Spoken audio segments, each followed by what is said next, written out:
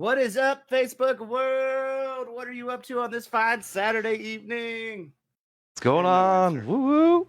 Yeah, I know, I right? always like asking that question. Like, I'm here. I want the webcam to talk back to me one time. I just want to reach it out and go, "No, dumbass, I can't talk to the internet." Welcome, everybody. Welcome, welcome, welcome. You can see we have some very special guests here, and I don't know if they've noticed the stream yet, but we added something a little extra tonight for you guys. So, Brian, Ernie, we keep you guys in our thoughts and prayers, and we know your mothers, you love them to death. So the yellow roses are for you guys tonight. So we wanted to show you that on the stream. If you look under your box, they're right there just for you guys. We love you. Thank you for joining us on the show. So thank you for making this Saturday night awesome, because we're about to talk some very cool stuff. Thanks, brother. Appreciate it. Yeah. No problem. Absolutely. No problem. Look at, and I like that shirt too. I like that. He's like, I don't know. Brian's gonna start raising his hands. I don't know what to do. That's when you know you're in trouble. So you guys joined us when we kind of relaunched this podcast series, and we very, very, very much thank you guys for that. And you know, you're kind of the first thing kicking off guest again. We've been keeping this show rolling, so we're like, why not? Let's bring you guys back on. You're a bunch of fun people. Bunch of fun people. Woo-woo. We appreciate it. No, yeah. So tell us what you've been up to. Well, I used the bathroom this morning. I know, as far as the pandemic. Yeah, right? no, You know, COVID's making things exciting. Oh my gosh. Yeah, to say the least. Yeah. These two have been pretty fortunate. They've been pretty lucky because it's like they've had. Yeah. What was that? We're the only ones in our group of friends that have not had COVID. Oh, Wow, you nice. you better. I was gonna say you better knock on something. Yeah. Just for that comment, Right. you're getting it. You're getting it. I am glad to see you guys back well, and back in the thing. Have you guys investigated it all lately at all? Yeah. So we'll go ahead and get into a pretty crazy So James, you know, I've done this for a long time. Worked with everybody. Worked with a lot of people, both on TV, off TV, psychics, mediums, blah, blah, blah. This lady right here just absolutely blew my mind the other day. We had a residential case. Yeah. So we had a residential case, and she's meditating before we go. And she comes in and she's like, I'm getting this feeling and this vision that there's somebody at that house that was molested by their uncle. So, yeah. Really? So Jamie goes, but how are we going to bring that up to her? And I said, well, we'll just rip it off. We'll ask her. Yeah. So we get there and I tell her, look, we're going to ask you some questions that are probably going to get personal. If you don't want to answer them, that's fine. Just say it. Well, we kind of do a walkthrough and stuff. And then me and Ernie start talking to her. And Ernie tells her that Jamie had a vision that something traumatic happened to somebody here. And I said, look, I'm just going to say it. I said, Jamie believes that somebody was molested by their uncle here. Well, the granddaughter looks right immediately. She was like, oh, no, that's never happened to anybody in our family. And we look over at the grandma, and she's sitting there crying, and she's going, that was me. Oh, my God. Oh, man. And she told her granddaughter, you don't tell anyone, because she's never told anyone in her family or anyone in her life about that story. So the only person that knew about it was her. So for her to hear that was probably one of the most shocking things she's ever heard in her life. Oh, yeah, she broke down because we don't know her. Yeah, we've never met her. Wow. Ernie's aunt used to work with her. And so she kind of knew her. So yeah, she reached out to Ernie and was like, hey, I got this lady that needs some help. That was the first time we'd ever met the lady. So for Jamie to pick up on that remotely, that was pretty insane. That kind of just blew my mind right there. That's insane. To be that accurate is amazing. Congratulations. That's awesome. Yeah. Not always the best scenario, but it's not always the best scenario to have that in, and sometimes what you pick up on, but it's very good, you know, when you got a talent and you're able to apply it, especially if you can help somebody. Yeah. That's the biggest thing. is when you can apply it and you see their faces of relief or, you know, of just sense like somebody says, somebody doesn't think I'm crazy. Yeah, right. You know, somebody believes what I'm saying now, and here's a little backup for it. So that's what I love. That's awesome in that aspect. And you know, she's lived with this her whole life, has never dealt with it really. She's never told anybody about it. So, and you know how, especially some you know, negative, malevolent, even let's say demonic, you know, energy and entities can feed off of that emotion, that stress, and that turmoil and everything. And if she's been living with that bottled up, it was pretty crazy. That release for her was probably the best thing she's had all of her life. Oh, yeah. Like, finally being able to tell somebody about it, the weight that is lifted off her shoulders is probably immense. Yeah. She got up out of her chair and Ernie walked over, you know, and hugged her and, you know, was consoling her, and she like, it was a pretty emotional event for sure. That is awesome though, that you're able to give that help. That blows my mind. Bravo. Kudos. Yeah, good job. Because I explained to her, because she kept asking us how much are we going to charge her for this or that, and we don't charge because that's what we're there to do, is to help, and exactly that's how we want to help, exactly how we did. Preach it. Yes. The moment a team charges to come to a home investigation, they are not a paranormal team. They are a team of thrill seekers that are trying to get rich and make fame. Exactly. That's exactly what it is. If you're in that for that, you are not in the right field, because we all know how many people become famous in paranormal. Not a lot. You're just a scammer. Yeah. No. So our next step is taking our good friend that does our cleansings and everything for us, taking her over there on Monday and let her do her thing. See if you can help cleanse it, or see if you can help anything, because if it is something that's there, who knows what a cleansing is going to do either. You got to make sure it's not attached to the land and to the house. So that's the best first step. Exactly. Awesome. Yep. So do you know what kind of cleansing they're going to do? Just for the viewers, you know, educate them a little bit if you guys know anything about that.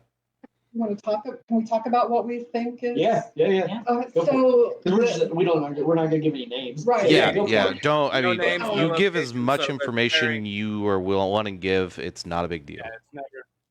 So We don't need to know names. Tracy and I come to the conclusion, because we work together, we bounce off each other, that house was definitely a location of a habitual child molester. That's what I feel, the energy, the negative energy.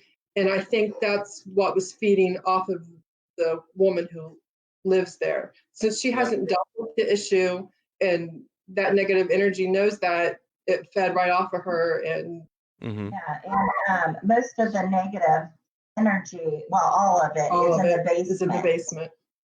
Closest thing to Earth, especially if anybody ever performed rituals and stuff. So, you know, that's the closest to Earth. So that's the closest the rituals will have a chance of taking effect, if that was the case, if they did that kind of thing with satanic, you know, worship or occultism and stuff like that. Basements are popular. And this basement is a shady place. The windows have all been sealed shut, not painted shut, I mean sealed shut. They were covered when they moved in, they said. And then there's this particular room that has been built down there that doesn't seem to have a purpose. It has no shelving in it, has no remnants where shelves once were. Like, it's a cinder block room, but there's no holes where there was shelving. And it's got a door that has a massive padlock system on it. And it's, I don't know, a 3x3, 4x4 room. Like, and it's cinder blocked and then padlocked. So, and Tracy and I both immediately picked up on, this is not a good place. Some stuff. We picked up on children and a few women. Yeah, and there was I knew immediately down there that we weren't there to investigate. Whatever was there, we would not find an answer for. It was evil, and our job there was to get the right person in there to help and cleanse that house. And you just said some of the words I wish every paranormal group will say. You know when it is enough, and you know when you have to bring somebody else in for a cleansing.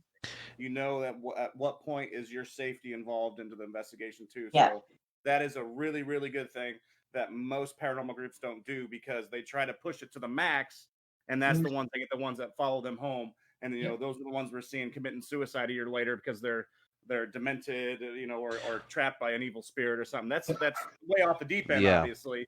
Or they're just there for the thrills. They just we just keep getting evidence, so we'll just let's not fix it yet. Let's get some more evidence, make us popular. No, we were there in 2 hours. Yeah. 2 hours, and then we were like, we spent probably a good hour just talking with the family. Yeah. That's I get that is when we do resident. God, it's been forever since we haven't been doing any of that since COVID. But what people don't realize is like you get there and you're like, I want to talk to you, but I need to set up just a couple things like a recorder and basic things, and then let's just sit down and talk. I know you've been talking to me on the phone, but you haven't told your story in your home with everyone here. You never know what happens. And that's when we get most of our evidence, is when we're just sitting there and things just start not even investigating. We're just talking about what's going on, and then things start popping off. And we've had clients meet us at a different location to do the initial interview, just in case, the spirits, if we go to their house, the spirits are there. So they're hearing, so you guys are going to come back and try to get rid of me, or you guys are going to, whatever. So we like to sometimes, meet at a neutral location and speak. Yeah. I'm not sure if it works. Yeah. No, I had a case one time. We went to somewhere southern Indiana, and we went and got holy water from a local church there. It was like a 4-hour drive. Like, it was going to be a whole ordeal to get it scheduled to come back again. So we spent the night, which was random. We normally don't even do that. But we got the holy water the next day, and the entity knew. It was said, go get it. And it was just like, oh boy, it's on now. But we did our whole cleansing. We went in every room, said a prayer, and I did holy water in each room, and everything calmed down. Yeah. So. And that's what many people really don't use too, is most of these churches, whether it be Catholic churches or Methodists or something, they will have a form. Don't be afraid to walk into church as a paranormal investigator and ask for holy water. No shame in the game at all. They're going to think you're nuts sometimes. Yeah, they thought we were nuts. But we did tell them. I said, if they are seeking, help, they want somewhere to go afterwards, we will recommend you. We'll let them know where we got this from and who helped them, and so I think they actually started going to church there. So good deal. Heck yeah, that's a win-win. So yeah, it's exactly it. That's you took the words right out of my mouth. You took them from my brain, Kevin. Yeah. Back. I need my brain. And like you were saying, to know your safety and when to call it, but it's also knowing when something is out of your area of expertise. You know what I mean? So it's like you said, we got to get somebody that can do the cleansings. And the thing is, like, our biggest thing was when we left, we were going home. We were leaving the family there. Yep, and you didn't want to push and prod, and you're like, "Oh, hey, by the way, have a good night." Right. Sorry that we disrupted everything. Hope you get some sleep tonight. So we do have a question in chat. Do you know how to make regular water into holy water? I don't think that's anything we can do. With the combined group that's here right now, that's out of our realm of ability to do. But clergy. Yeah. I have attempted it, but I mean, who know? How do we know if it really worked or not? Yeah. I haven't met a demon to throw it on. You know what I mean? But just because you are an ordained minister, that you got the certificate on online, doesn't mean you can bless holy water. You know what? Mic drop. They sent it with it, okay? It already came pre-made. Sprinkle a little rosemary in it, right? That's all you got to do, right? Sprinkle a little rosemary in it. With your sins, sorry, buddy, no. Unfortunately, Lisa, yes, you want to make sure you have actually people that know what they're doing in making the holy water, because when you're battling an entity that's that strong, you don't want to go with it with great value Walmart holy water. Yeah. Also, where'd you get this one? Aisle 7. Like, you don't want to do that. There are many other things out there. There's Florida water. There's sage and those kinds of things that you can do to cleanse your home if that's what you're looking to, and start there. But do look into getting advice or someone to come and help you that's more understanding about how to use these things before you go and do it by yourself. And there's a process and how you're supposed to do it, and there's a lot more involved. Yeah. I didn't miss the joke, Kara. I see your message in chat, but I think it's good information for everyone. Yeah. If you guys, I don't know if you guys have the stream pulled up, Brian. Somebody in the chat, they go, how do you make holy water and stuff? And they're like, you boil the hell out of it. Oh yeah. I have heard that before. Yeah. I like that. The comment of the night. I'd have to say the comment of the night. Guys, I'm going to take a break right here for just 1 second, for 30 seconds, to give a shout out to all of our star donations tonight. You got Henry coming in with 629 stars, Kayla with 50, Kirby with 130. I gave 50 just because it was on there. It's cool. So thank you guys. We were able to get the stars enabled, so we appreciate you, because every money you donate on our stars. Such a pain in the ass. I know, right? It was a pain in the ass. It was. So once you get them, do not lose them on your page. Yeah, it is not worth the hell through Facebook. Oh my God.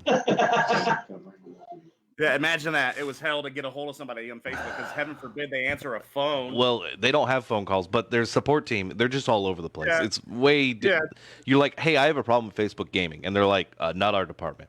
I have a problem with Facebook gaming, and they're like, not my department. And then they keep sending you places. Fucking just help me.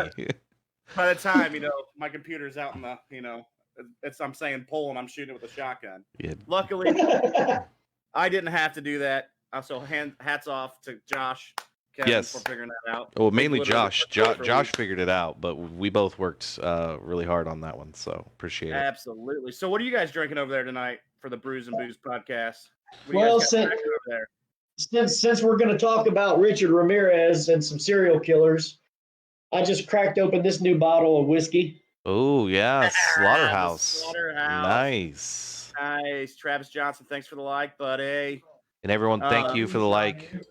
I am drinking Four Roses tonight. I emptied it already. I'll have to get another one. James? I'm drinking Freddy's root beer.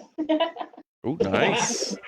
Propel lemon water. And this is made at Buffalo Trace Distillery. Nice. Oh, that's cool. That's very cool. Well, I got the Jack Daniel's Black Jack Cola. I can't read. I got St. James wine. Normally I'm pounding like 2 or 3 bottles of wine just for fun, but sometimes you gotta be in the mood to pound some wine. Let's be real. You gotta be. Yes. So this was the first drink, and I gotta say it's good. It's a little weak. It feels like not a big burn. It's good. That's not too bad. So yeah, no moonshine. Yeah, somebody said moonshine. Really, you drink out? Yeah, we like to have a few beers every so often. I'm pretty sure one of them over there has moonshine. There it is.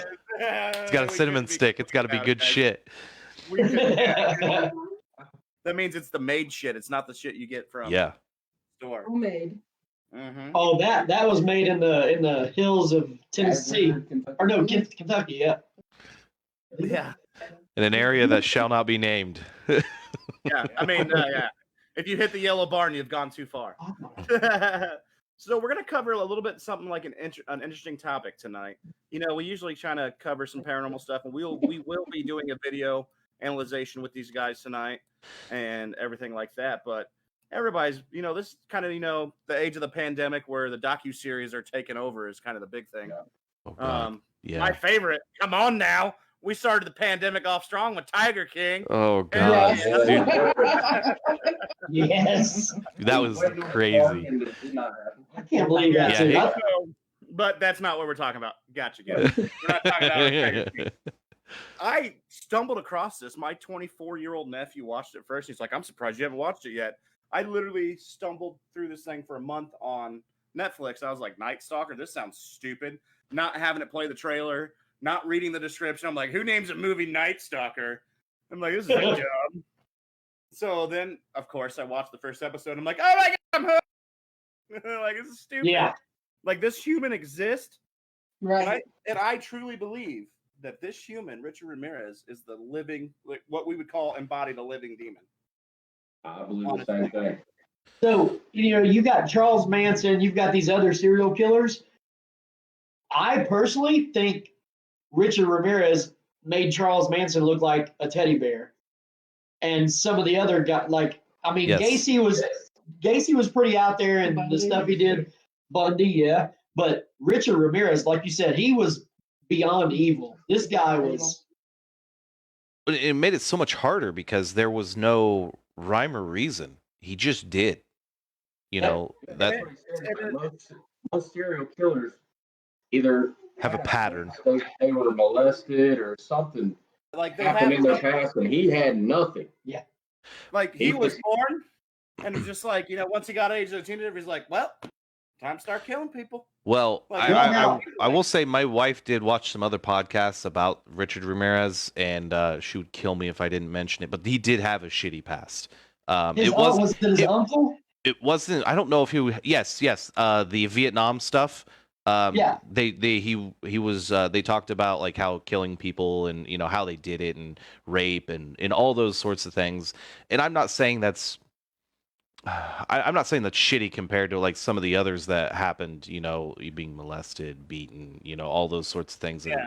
Obviously horrible things. But the impressions that those images and pictures that were taken, and shown to him and talked about probably had on him.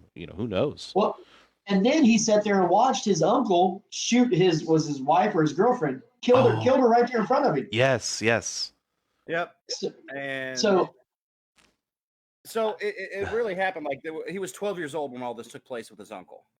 So like and he was known by 8 to Richie. 12 or something Yes, like that. Yes, he was known by Richie to the family. So it doesn't really lead that it was actually a family member. It might have just been a family friend. But this family friend always had drug-fueled rages of LSD rages and everything like that. So that's what kind of like triggered that. It kind of forced him at a young age, 13 and 14, to start experimenting with bondage. And that's kind of where he got his sexual fantasy with rapists. With rape and everything like that. That's where he kind of really started in the base. When I dive into a rabbit hole, I go way down, Brian. Oh yeah. I go full deep. You're probably like, where the hell do you? No, I go deep. It's stupid. But it wasn't, and he was born in El Paso, Texas, but it wasn't until his younger adult years he actually transitioned to California at the age of 22. Right. And then shortly after that, which is really, really weird to me because when he moved to California, he dropped out of Jefferson High School. And that's, it's the name of the high school I work at. So I kind of like pooed my pants a little bit and started going through all the school archives to make sure that, I was like, oh, no way he was here. Was he here? Is this a real No. It's, President Thomas Jefferson. There's other high schools that name him after him, not just ours. Yeah. But it's a bigger world, James. It's a bigger world than anything. But how awkward do you have to, like, let alone being a serial killer, a rapist, he tied him. I mean, he did everything in the book. I mean, yeah. Come on. Children, old adults, elderly. It didn't matter. Kicked this off.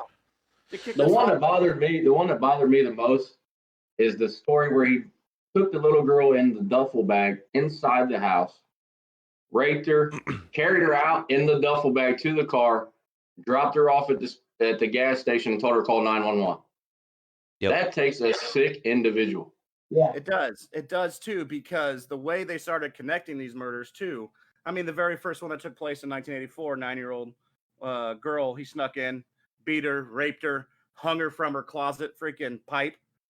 I mean, come on. That's ridiculous. And that's how this starts off.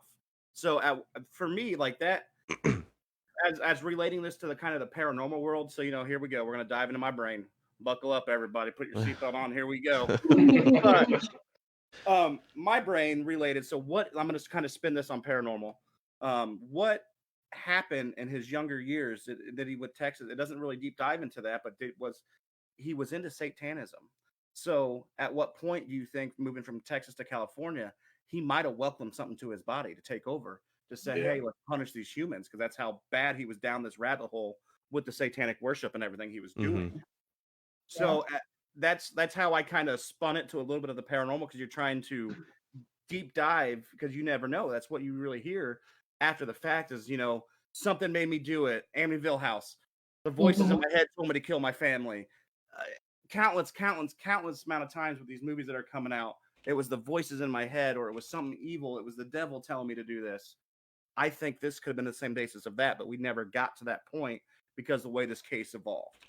Well, and also while he stayed at the Cecil Hotel, yes, they believe that he did a lot of not seances, but like you're talking about, and they think that could be part of the reason why the Cecil Hotel had so much crazy suicides and deaths and everything else behind that. So, like you're saying, did he welcome something into himself? And then did he welcome something into the Cecil Hotel? It kind of makes me worry. Like, so what if the Cecil Hotel is ground zero for all this worshiping happening? And, maybe that's where he welcomed this thing into it, opening up a portal in this hotel. Then boom, that's where the paranormal activity is coming from there. But also that's kind of where the streak starts going with the murders and everything. You got to link everything together. Yeah, they did make the comment about. You got to think of it that way, though. And like, this is just me spewing. Like Ernie said about the Cecil Hotel being a portal. Yeah. Yeah, and like that's me. That's how I would feel with the knowledge I have, and making those connections. Why, it's got to be a thing. It's got to be a thing, and then that's I think it's overlooked in mainstream media nowadays, especially with mainstream media going the way it is. We got July 4th, baby. Can't wait. Independence Day. We're gonna find out if aliens are real. I'm gonna be waiting for that summit hearing. Yeah. Well, if they do broadcast it, I don't know if you guys heard about that. No. When the CARES Act was passed the first time, so it didn't take effect to December 27th when Trump signed the new whatever act to give us the $600 bill to get the stimulus. It snuck in there. A House committee, Senate committee snuck in that the government has the military has 180 days to deliver to a Senate committee everything they have on UFOs, videos, and everything for public knowledge. Oh, wow. Never knew that. Oh, yeah. I'll send you the article over and everything. Sends it blatantly right in day. If they do any advertising about it, we are going live and doing like. Yes, we're gonna live if they have. And we're gonna do a side-by-side commentary with the court. So with whatever channel broadcasts that. Yeah. We're probably gonna get shut down. Whatever. It's cool. We're gonna Carly, thank you for the 490 stars. Appreciate it. Oh, thank you so much, Carly. That's awesome. Well, we thank everybody. So, guys, again, if you have any questions for us as Wabash Paranormal POV, get in the comments, leave your questions. We will talk about it. We're gonna have fun tonight. We're just getting started, guys. Yeah. Anything about residential cases, anything like that? Ask away. You got years and years of years of experience here. Use it. You got an empath, a medium, exactly. an idiot. Oh, I thought I was supposed to raise my hand. Yeah, right? Idiots. Thing one, thing two, we'll go with. But yeah, I didn't know about that. No, the government's on a time clock right now. Yeah. As of right now, there are official documents out there, the Pentagon admitting aliens are real. Oh, I believe it. Yeah, and I know that they had declassified a lot of stuff over, even the past few years. But here more recently, I know a lot of stuff was being, declassified. But I think it's weird. So why do they declassify only certain things in those documents, and some things are still blocked off? Why can't they declassify everything? Yes. So Yeah. the reason being, I'm gonna give you the reason That's because what I think. I know the answer to this. So I got an answer for you, Brian. Thank Everything God. that is classified and can't be that it is redacted into a file is always going to say if it's related to somebody's personal information, especially Oh, okay. if it's related to a classified case or a top secret case. They're not going to reveal those people's names. That's in the redacted part. But Right. That makes sense. yeah, that's one of the big things. But it also means it could be related that there's an ongoing mission related to that person that they're on right now, or the information within this file could be related to an ongoing mission or something that's going on. That's more 9 times out of 10. That's why it stays redacted.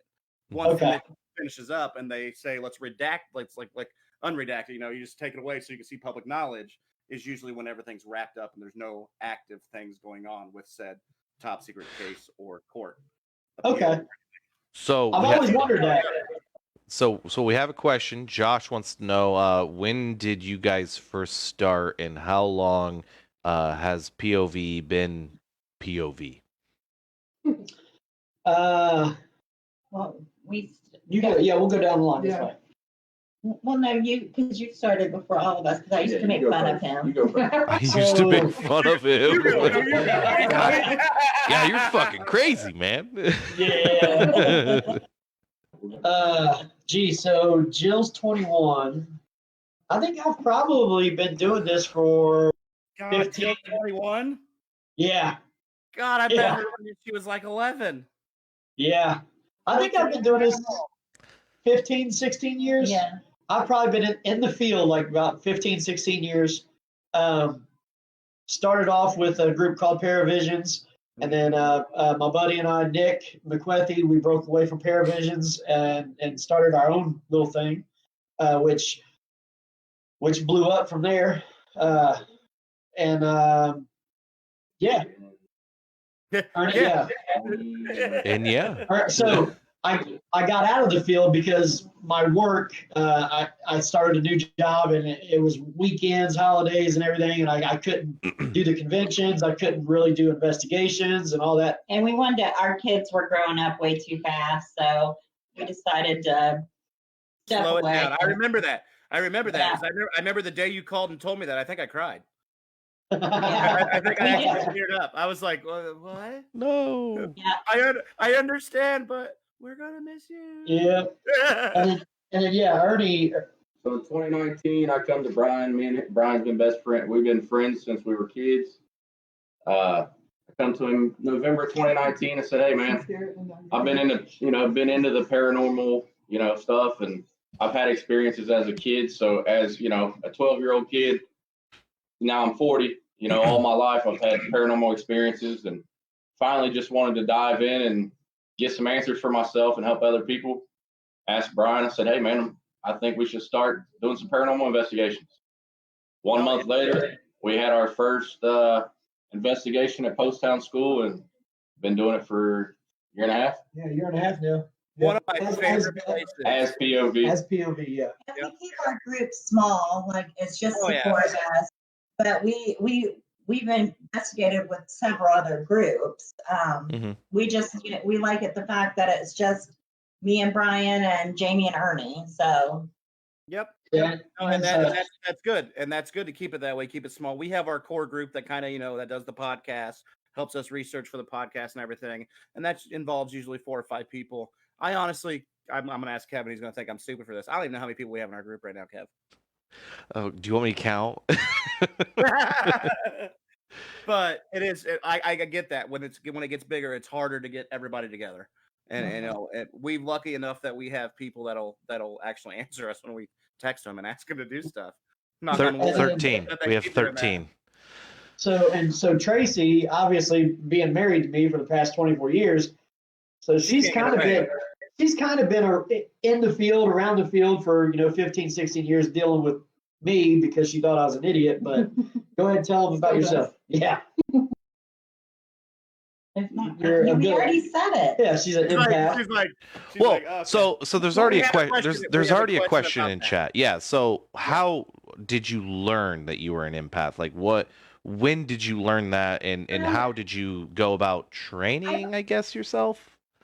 Well, I don't know that I've ever trained anything. It's just I'm one of those, I get feeling. When I walk into a room, I absorb. Like there's days that I'll walk into my house or my office at work, and I can just feel the energy, like something's wrong, something, and and I've got to figure out what's going on, and then I'll find out, somebody's mother-in-law passed away, or just something like that. It's always just that feeling, and most people say it's just that gut feeling. Well, mine's a little bit more than a gut feeling. It's like I can't until I figure out what it is. You can feel like sadness. Yeah, I mean, there's times that I've sat and I've watched. Brian will laugh about this when I tell this. I remember years ago, this little grocery store in a couple towns over was closing, and it had been around for 50 years. And so they were closing. So the news was talking to all these elderly people that had been shopping there this whole time. And as they start talking to these people, I just start bawling, because like this was like their grocery store where, everybody knew each other by name. Yeah, I could feel the sadness that these people were talking about. And he makes fun of me so bad for that, because like I cry, when over the silliest thing. But it's just that feeling you get. Yeah. There's times that I'll wake up at night, with that feeling, not knowing what it is, or just, little things. And the nice thing about Jamie and I is, she'll tell you about hers, but our energy just kind of meshes together. So, we can feed off of each other. I was thinking a good example. Which is true, because when you investigate with somebody, your senses are more, you're more in tune with your senses together. So I feel like when I investigate with Kevin, it's a different experience for me for when I investigate with Josh, because Josh and I have a same kind of like military background and everything. We kind of we vibe on a different level, and then usually when we're together, shit happens. I push everything away. Jamie had another good, I guess, explanation or example. Yeah. In Madison, when we were in Madison, we were in the medical room where abortions were being performed on Women. Unwilling. That was the word I was looking for. And Tracy and I couldn't even go in that room. We would be so physically ill. I mean, you can hear on the recording us actually like throwing up outside the room, but the guys were fine. I've had a similar thing at Ashmore Estates for me. Unfortunately, the card got lost in a few moves.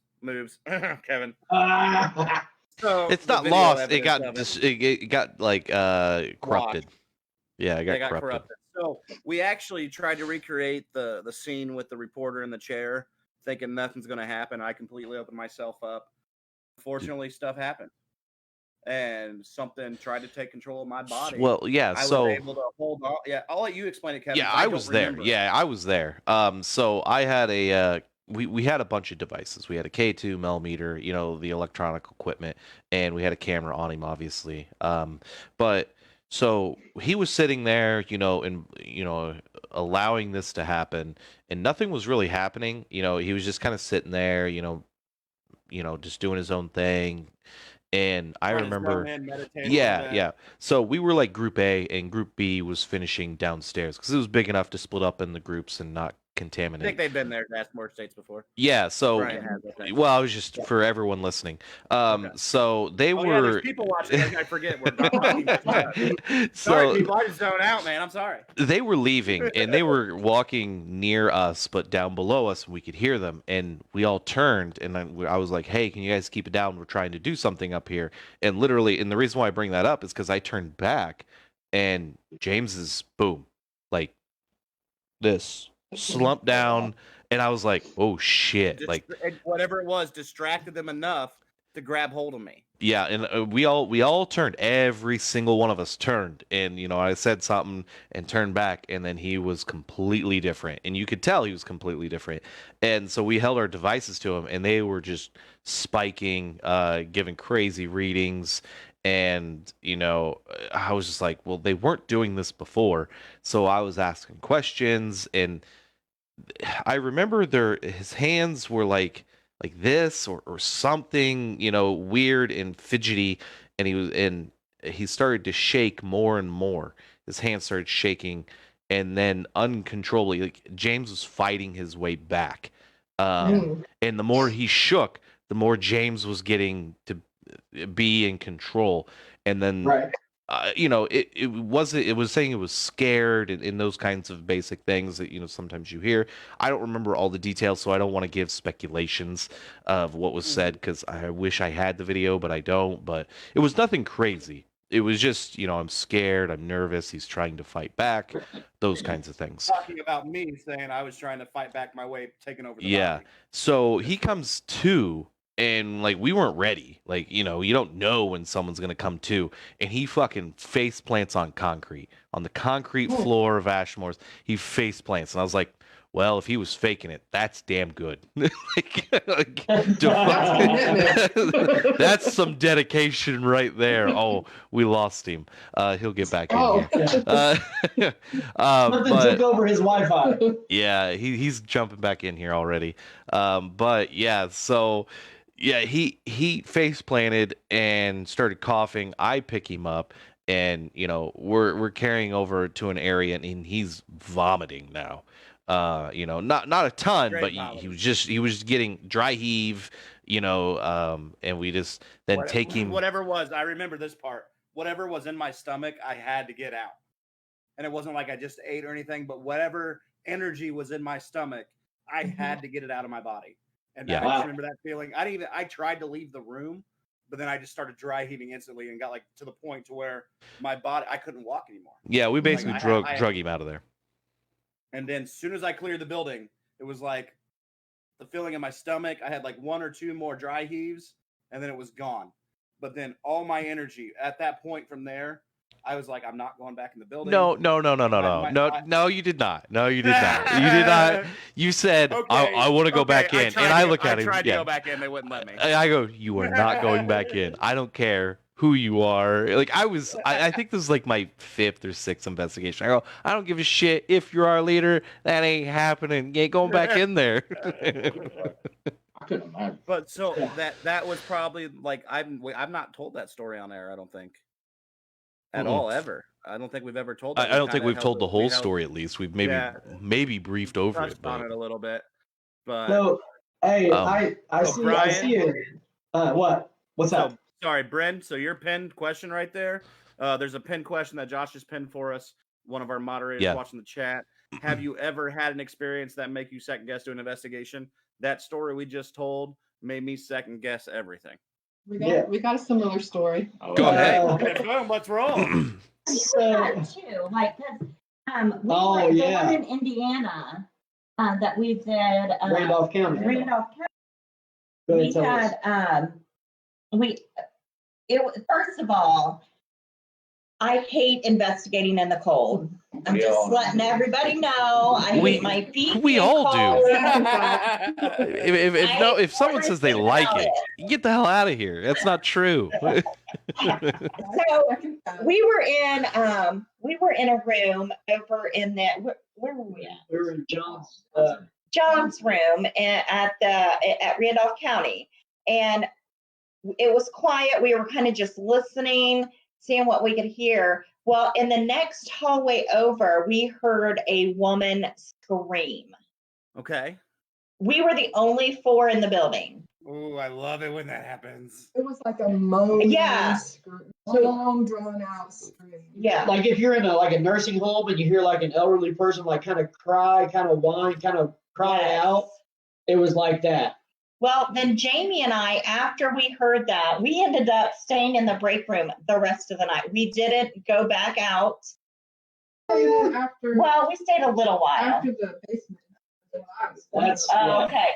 So we've had a couple things, but So we were in the basement at Randolph County, and I don't know if you guys had seen the Destination Fear episode. Well, I have. So she's down in the basement and she hears a disembodied voice of a woman, and it freaks her out. She starts crying. The rest of the group comes in, and while they're sitting there, they hear the lady's voice again. They all get up and run out. So we were like, man, we want to hear that. We want to hear that. So we heard that, we heard a disembodied voice, scream, the lady. So later on, we're in the basement, and we got the SLS camera going, and there's a entity that they call the crawler. On our SLS, we've got something over here that's taken the shape of, it looks like a human, stick figure, sitting in the chair, but then it would like go on the floor almost like an octopus, and then it would like go up to the ceiling. It was just kind of crazy. So Jamie goes over and stands next to it, and we're watching it, and all of a sudden, like her stick figure that it's mapping starts kind of going crazy, and next thing you know, this thing shoots over towards her, and she can't see what's going on, obviously. And me, Ernie, and Tracy, we kind of look at each other. I don't know if you paid attention, but on the video, you can hear me start giggling. Yeah. And she starts acting. And I'm scared out of my mind. So why I'm giggling? And then she said, I have no clue. She had no idea. And then she says that her stomach is hurting really bad. She said it felt like she got stabbed in the female area, and in the hoo-ha. In the hoo-ha, yeah. In the hoo-ha. So yeah, James, thanks. That's when we were like, okay, let's take a break. So we take a break, go upstairs, and show her the footage from the SLS, and that is when they kind of second guessed going down. Yeah. Now, is this that's the video you guys sent us too? Was it the short? Was that from Yeah. the asylum? Oh, good. We're gonna lead right into this video here in a second, so it's gonna be good to watch. Well, I can just go to it here. I mean, you guys just you want to play it, then you just want to talk about it, then instead of just showing. Sure. Yeah, let's amp them up a little bit. Well, all right, guys in the chat, hold on to your seats, buckle your seatbelts. Here we go. It's time to analyze this. So go ahead and mute real quick, and then I will tab over here. They got it. They got it. Okay, you good? Okay. Yeah. I fuck it up all the time. Yeah, he does. And here we go.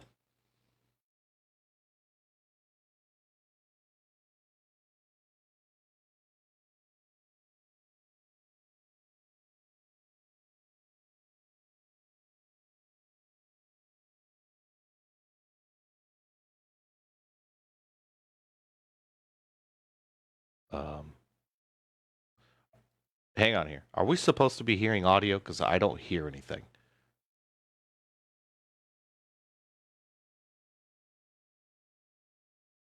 Hang on here. That's a question for them. Yeah. So we're outside Doris's room. Should we be hearing audio here? Because I don't hear anything, and I don't want to. No, no audio. No audio. There's no audio. Okay. Okay. Oh, there it is. I should have waited a second. Oh my God. What? Did you guys just fucking hear that? Yeah, what was it? That was It sounded like a baby. baby cry.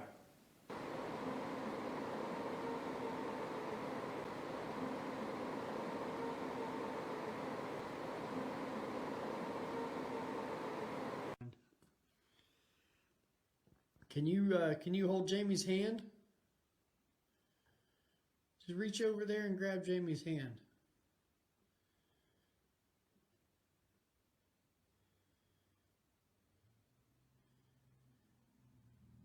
That is so weird. Doing a bunch of crazy things. Like Up and it's- down, up and down. I feel like it's tugging on my jacket, not grabbing my No, it's not. It was like Not going reaching. up to those pipes. Something moving my jacket down here.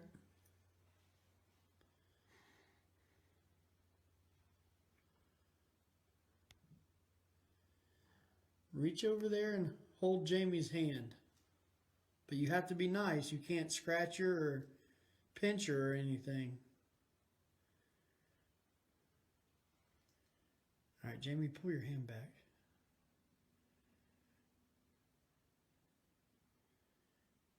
It's almost like you were aggravating him by getting too close.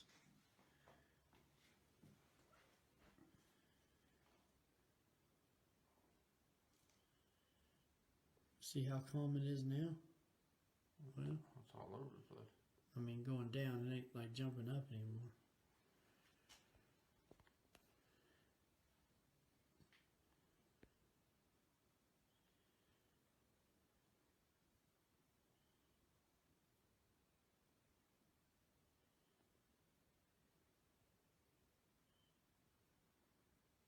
I'm sorry by saying it. I know you're not it, but I don't know if you're a man or a female.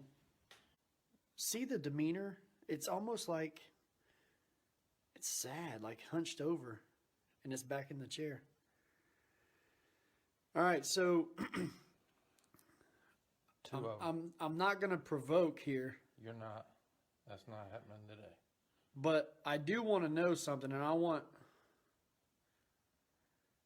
to know right now.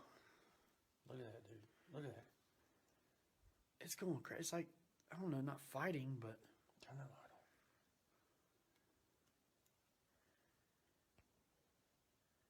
there's nobody. Oh, I turned the light on and it's gone. Dude, we haven't seen two. It's getting ready to go. I don't know. We got about a quarter battery. Like you said earlier, dude, this is more than, spooky or creepy. This is beyond that. This is a fear. Yeah, this is A fear. This is a fear. Like, some places you have that creepy. Oh, shit. Hey, hold up.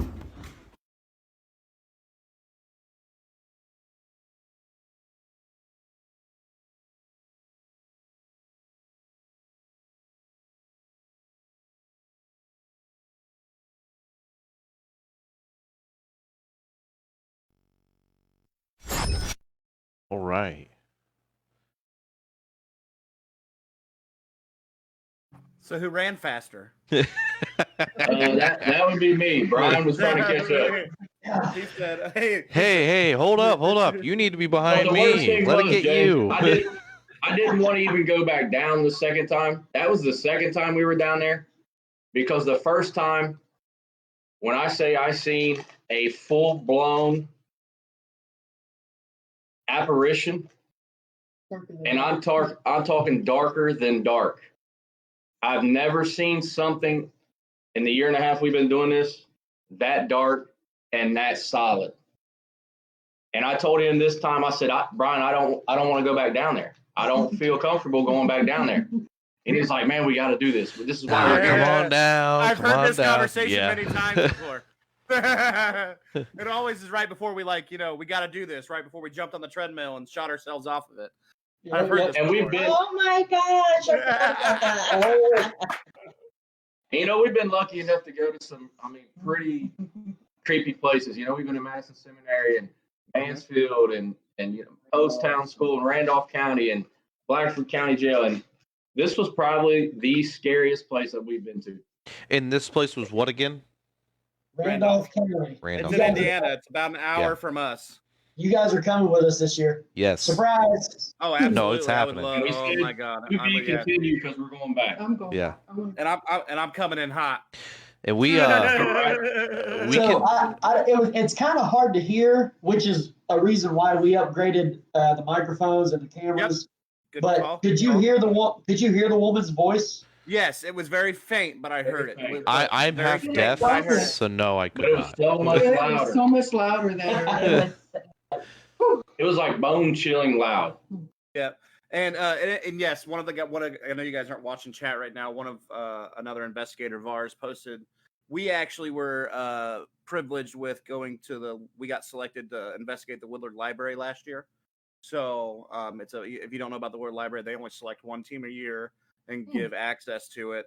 And Oh, wow. There's like we a were waiting lucky. list. Well, Yeah, it's the one in Evansville. The famous story of the Lady in White. It's that one. That's where the first Lady in White. I've seen Yep, and that's in our same instance. There was it's almost sound. This is exactly what I thought when I heard the woman's voice. it sounded exactly what one of our investigators caught on that. And it did literally, and it gave me chills. I got chills watching it. I was like, oh, I've heard this before. This is weird. I've heard this before. And so I don't. So we said we tried to debunk the other light at the end of the video. So we watched all of our footage, and every time we looked down the hallway, we could see the reflection from the glass on the door of the light from his camera. Yep, the IR. And it's it was always just one. No, it was a white light. It was from the white light, the LEDs going, Okay. and it was always one light. Every time I panned down the hallway, it was only the one light until right there at the end when we heard the loud noise and the footsteps. And I pan over, and all of a sudden now there's two lights. I mean, I don't know. It could have been another reflection, but it just seemed odd to us. But yeah, that's what we were like. What could have reflected off of there? Yeah. Yeah. And that's like you notice the light of yours, and you're the only one with. Did you guys have flashlights in your hand or anything No, like that? we just have our cameras. Just the camera. Like Badasses. There's one thing that it could have been. I'm gonna just because my technological brain, you know. Yeah. Right. There's a Jameism. So if you're in night vision mode, what kind of camera do you have? That one was kind of was an off brand, but Okay. If the you look the on light- the front of that camera, there's always one single IR light built into the camera, and Yeah. it will shine and reflect like a flashlight. So check the front of your camera and see if that'll help you debunk or prove Okay. what you saw, because you'll see, and you can take it by taking another night vision camera, put it in front of your camera, and run that on night vision over it. Then you'll see if it reflects the light off that, and that'll help with your shadowing. And in the future, you can look out for that. So see, that's a good way to debunk it if you guys didn't know that. Well, I mean, it still see, doesn't. now Go ahead. now we've Or got prove a it, you know what I mean? Yeah. We've upgraded. now we've got a Sony and a Canon that we're Yep, using.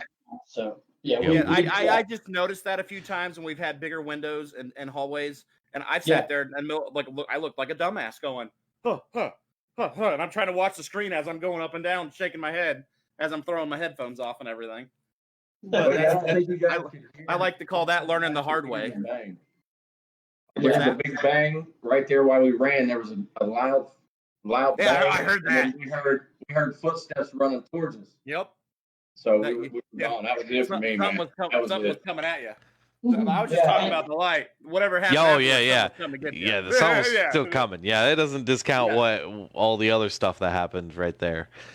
But there was so much other footage that once again our cameras weren't that great, and so it was like we couldn't really justify putting that in the video. But that place is ridiculous. It's crazy.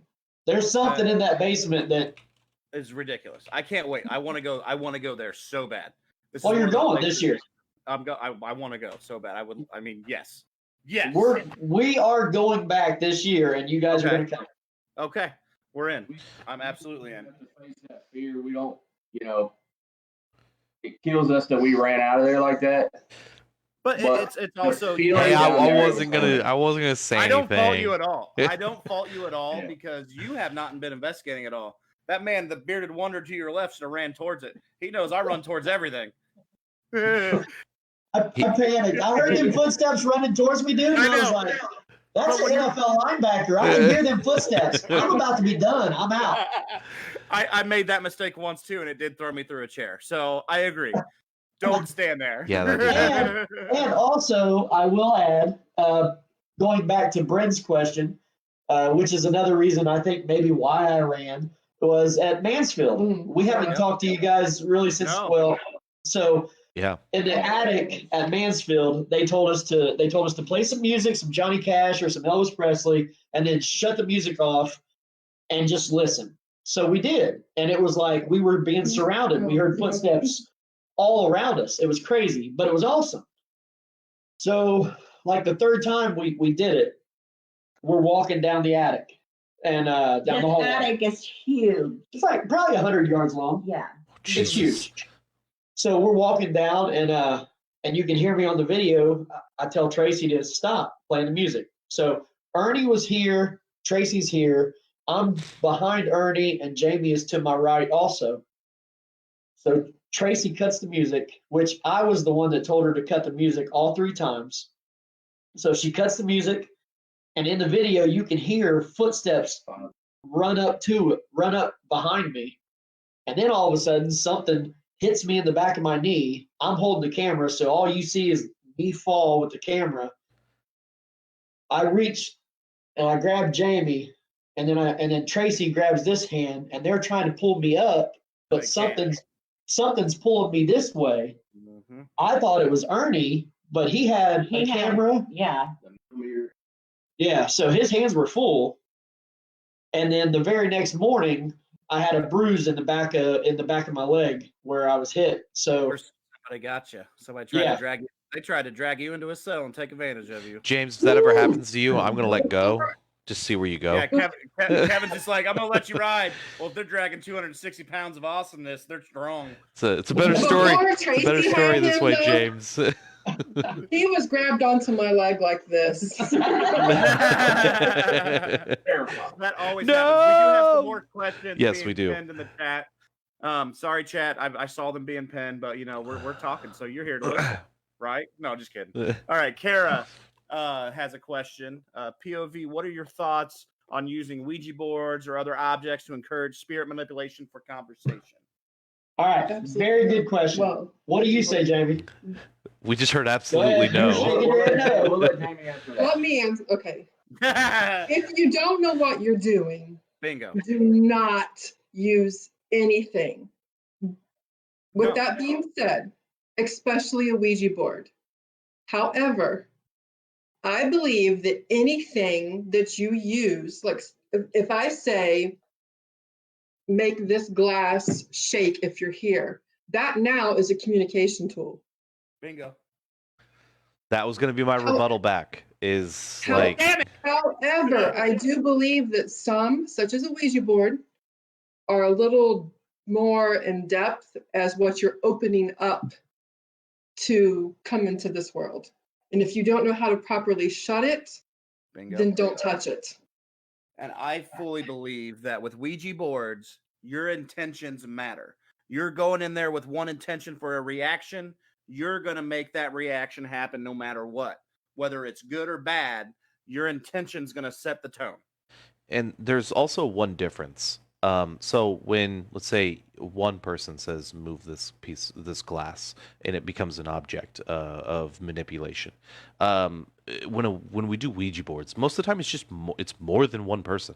It's a group of people. So you have everyone wanting it to do this, answer this question, tell me this, tell me that, do this, and it's everyone's energy focusing in on that question, which changes the dynamic of things a bit when you think of your spiritual energies and those kinds of things, what you're asking. All right, now I'm going to go switching gears. I'm going to go way far left on this. He's going to hit the foul pole. I just want you to just bear with me.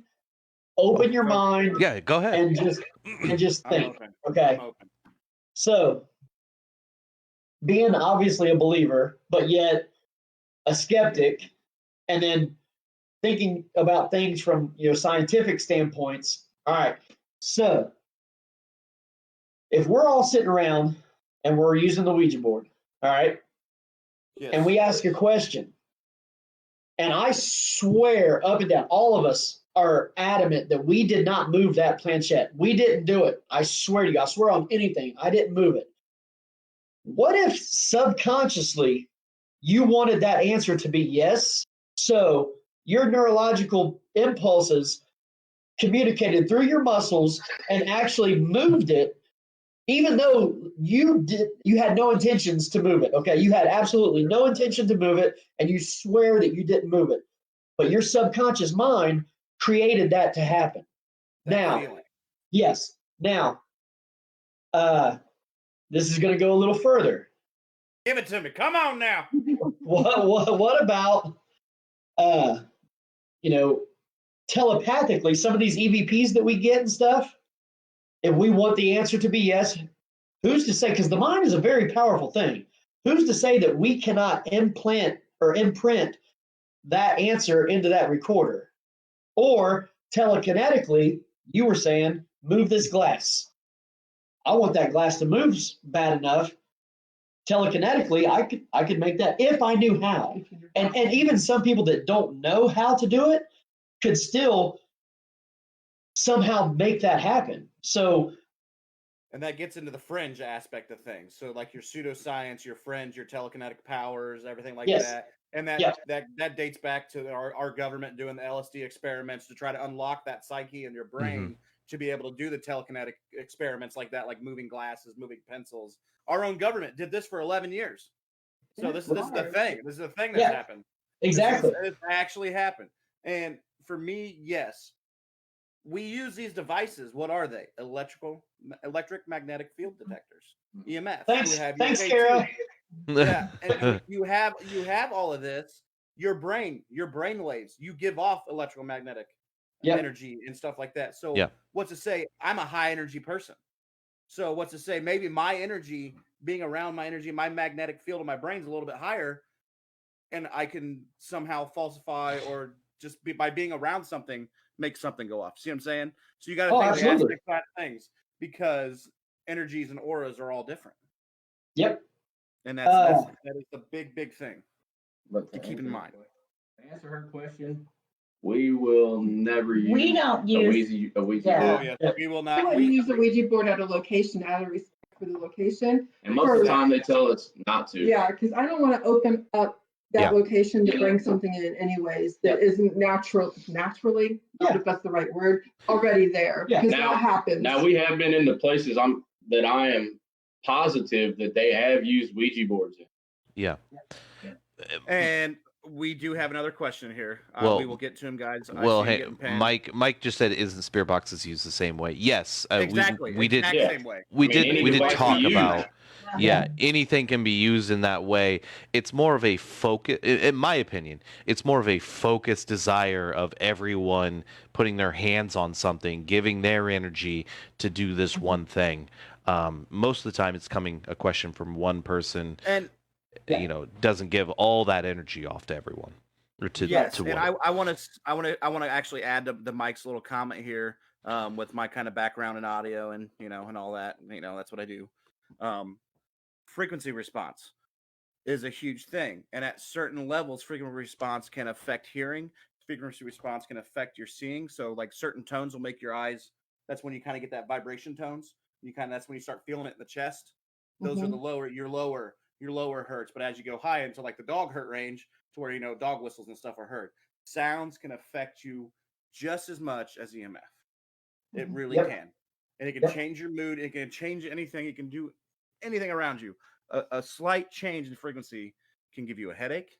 It can give you, literally anything. Is that fear cage syndrome? Yes, it's essentially it. So, we do have one more question here. Yeah. Have you all ever encountered a real friendly spirit? Good old Casper. Like Casper? Like Casper. We all joke about that, but we've all had that comfort spirit that we've met. Well, for me, yeah. Yeah. Well, I like that. What's the O? Let's hear about the O. She said, "Shh, don't tell nobody." So we had an investigation at a vacant house. Okay, the house is vacant, so we go in there, which brings in another topic. The spirits that you communicate with at these locations. Are they spirits that are at that location, or maybe with someone with us? Yeah. This is the rabbit hole we're going to dive down, and I love it. Or just travelers. You just happen to be there when they're close. Oh, it's so much sense. Go ahead, Brian. Go ahead, Brian. I want to hear what you want to hear. I want to hear it because I love this conversation. I'm excited for this conversation right now. So, a good friend of ours who's actually sitting right there. His name's Shad. Wait. You have an audience right now? Live audience. Damn. There's like 16 people back there. 16. Yeah, it's less than 25. You're good, bud. So we're communicating, and I forget exactly what question that we had asked, but on the spirit box, Tracy had Oh shoot, I forget but it was like she had blindfold and headphones on, so she couldn't see us. She couldn't hear what we were asking. Oh, Gonsfeld. Gonsfeld is there, man. Yeah. Sensory deprivation experiment. Yeah. Yes. Yep. So Tracy's got the spirit box going, and she's just saying stuff. White noise. Yep. Yeah. The responses that we got, all of a sudden, Bryn, Shad's wife, was like, "Shad, this is your mom." Or grandma. Yeah, my bad. Felt the persona. Well, no, the answers that Tracy was replying to our questions, and then all of a sudden, on the SLS camera, We had nothing all night. all of a sudden, something maps sitting right next to him, Really? and it got so emotional. They got goosebumps right now. It was. I got him just listening. Yeah. It was so emotional. It obviously brought Shad to tears because we're not there looking for his grandma or anybody, but all of a sudden, but at that point in time, she wanted a message to deliver at that point in time. Right. That's exactly what it was. He has never been able to communicate. He's never been on an investigation, never had the opportunity for anyone to come to him. And then this happened. It doesn't matter if if they have the will, they want you to. If they want something heard, they're going to make something heard. Yeah, that's what we're telling. That family member saying, "Hey, I'm okay. Here's the closure I've been waiting to give you. You've been struggling with it for so long. Here's a little bit of closure." That's what that family's doing. So for me, friendly spirits I always relate it to that. As you know, my real parents passed away a year apart on the same day.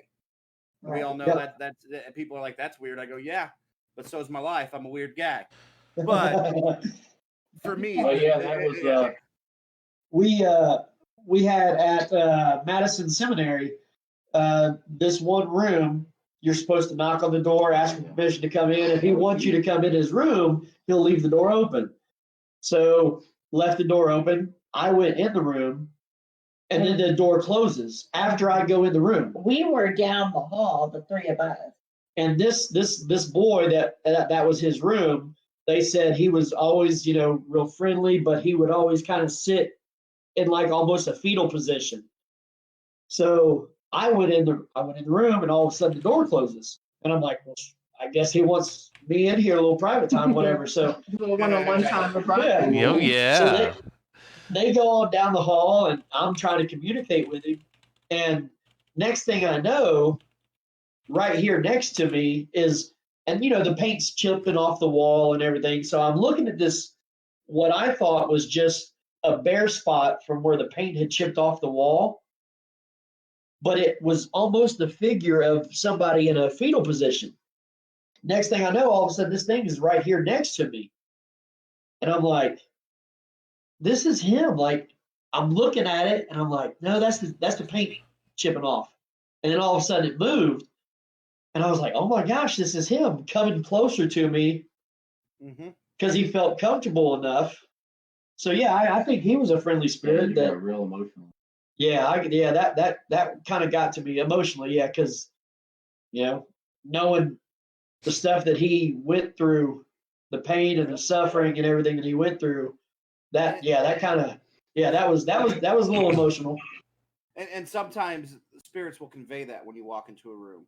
I am by no means an empath. I'm by no means a medium or anything, but there are those situations where I walk in a room, I go, whatever happened here is fucked up, man. Like the energy in here is like, it's so heavy, I'm feeling it. So I can only imagine if somebody's having it as they have the the actual abilities to feel these.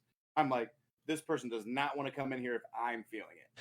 Yeah, so you've investigated with me. Brian's investigated with me. Tracy's investigated with me. You kind of know my style on everything, and I call out everything. And and really when those feelings hit me, I'm like, all right, something's gonna happen. It's gonna be good. I personally think. I'll make this. I'll condense this version, but this was so back when I was in the field, at the same time you was back in the day, and I was doing podcasts and shows and stuff. Jill, she always asked me. She said, "Dad, why don't you tell this story? This is my favorite story." And I'm like, because everybody wants to hear the scary stuff, So So real quick, talking about another friendly spirit. We were doing a house that was part of the Underground Railroad, and Okay. we had a medium with us, and he kept saying that there was a slave lady standing in the corner, and she was holding her dead baby that she had to cover the mouth because the baby was crying during transport. Well, she accidentally smothered her baby. This is what the medium's telling us, right? Okay. That's And very honestly, specific. I'm standing there like, you're full of shit. Like, we've got all these devices over here, nothing's going off, nothing's happening. I'm like, all right, whatever. So somebody goes over there and stands and is trying to communicate with her. Nothing. He comes out. I'm like, let me stand over there. So I stand over there and I'm trying to communicate with her. And finally, I was like, you know what? I'm a dad. So I was like, ma'am, I was like, I'm a father. I said, I can't begin to imagine what it was like to accidentally kill your child just to get your freedom from slavery. I said, I want to do you a favor. Instead of you doing stuff for us, I said, can I hold your baby, please? And I held my arms out like this. Oh, look, I've got goosebumps right now. Yeah. I said, can I hold your baby? And Bub, when I say that instantly, it wasn't like one tear and then another tear. I instantly was, the amount of sadness that overcame my body. Gotcha. Yeah, it was like I feel like she handed me her baby to kind of convey how she felt, what she went through. Mm-hmm. So I considered her a friendly spirit, and that's always been Jill's favorite story. That was an intense situation, and and just the story surrounding that too. You could only imagine what somebody in her position went through back then. And then the sorrow, the loss, the tragic events. Holy shit! And these undiscovered locations that we don't even know about that are a part of the Underground Railroad that are still ready to be discovered. Yeah. I think some of these, and it's Black History Month, so let's tell that story. Yeah, I just think some of these spirits sometimes just are able to just latch on to someone. They're able to just connect with them on a level that we might not understand always. But I mean, No. I've had it. It just is random sometimes. When it happens, it just happens, and you're just like, holy shit. Tonight's my night. Something's happening. I'm here for whatever's going to happen. Yep. And it's going to be like. Because I had one, Black Moon Manor. A little girl got tested, smallpox vaccination, and all that stuff. And it was very early on, allegedly. Yeah. No, I know all this stuff. We don't know what's We don't real know and what's true about Black Moon Manor. Yeah. But it was like really early on in me doing all this stuff, and I just remember feeling like a little girl was holding my hand the whole time. I don't know why I felt that. It just happened, and I'm just sitting there because Eileen, one of our investigators, had a pin that looked like a shot because she was a nurse. And giving fake vaccines around, and then all of a sudden I felt a hand grab my hand, and I was just like, oh shit. And it was low. Like I mean, I had to put my arm fully extended down, so it felt like it was a smaller entity. So and all this stuff happened, and my hand was cold. We got outside, and like after I asked for everyone to stop, and it's the only time I've ever done it. I said, James, I can't do this. I don't know who, maybe it wasn't James that was there during the investigation part of it, but I remember going, I can't do anymore. I have to stop. I don't feel good. And so we went downstairs, and I go, take the temperature of my two hands. And they did, and there was 11-degree difference between my hands, between the two of them. And it wasn't just subtle. I mean, you could tell. And so I was just like, I don't feel good. Something's wrong. I start dry heaving. I start getting I start like getting a fever, a low-grade fever, and start getting like weird symptoms, of smallpox in a way. Yeah. That's crazy. And that's never happened again. Never. Don't claim to be an empath, but I thought I somehow connected on a weird level with this little girl that she felt like I could protect her, and that's what happened. That's exactly it. That's exactly it. And it was that you gave that one moment of bliss for whatever that innocence was, and it felt safe. Exactly, That's what yeah. you provided there. That's exactly. Ernie had that. Ernie had a similar situation with a little girl spirit at the Tri-City Opera or Twin City Twin Opera. Twin City Opera House. Yeah. Is that the one in Illinois? No. No, it's West Virginia. No, it's in Ohio. Wrong Oh, I'm direction, thinking- James. Northern I know Ohio what you're somewhere. talking about. Where were we? We were in Northern Ohio. Twin City, I can't remember. Okay. I can't remember the town. It's just up north. Yeah, It's about a 3-hour trip. it's past Columbus somewhere. Okay. But we were up. The story was the little girl had passed away, and her mom ended up killing herself, hanging herself in the opera house because of her daughter passing away. Well, they had a play area set upstairs, I guess, where the little girl used to The watch her was an mom actress perform. there, yeah. And we were up there. Brian and I were up there doing some EVP work, and I just got like we were playing with the toys and trying to communicate, and I just got overwhelmed with emotion of just felt the sadness of the little girl. I'm a dad. I got 2 daughters, Yeah. and it hit me hard. It hits you right in the Yeah. feels. It really Oh, hits yeah. you right in the feels. Yeah. We do have another question here, so I love how the chat room's interacting with these questions. What would be your top bucket list location to investigate if you had the opportunity? It's funny you ask that because these two are getting their opportunity this year. Oh, Very For the cool. past Thanks, 10 Mike, years, for the question. my wife and I, Jamie, have been wanting to go to Waverly, and we are going August 25th. Yep. We're going to Waverly. Going to Waverly. Finally. I've been there once. I have And it not was been. Pretty I have awesome. not been. I have Yeah. not been.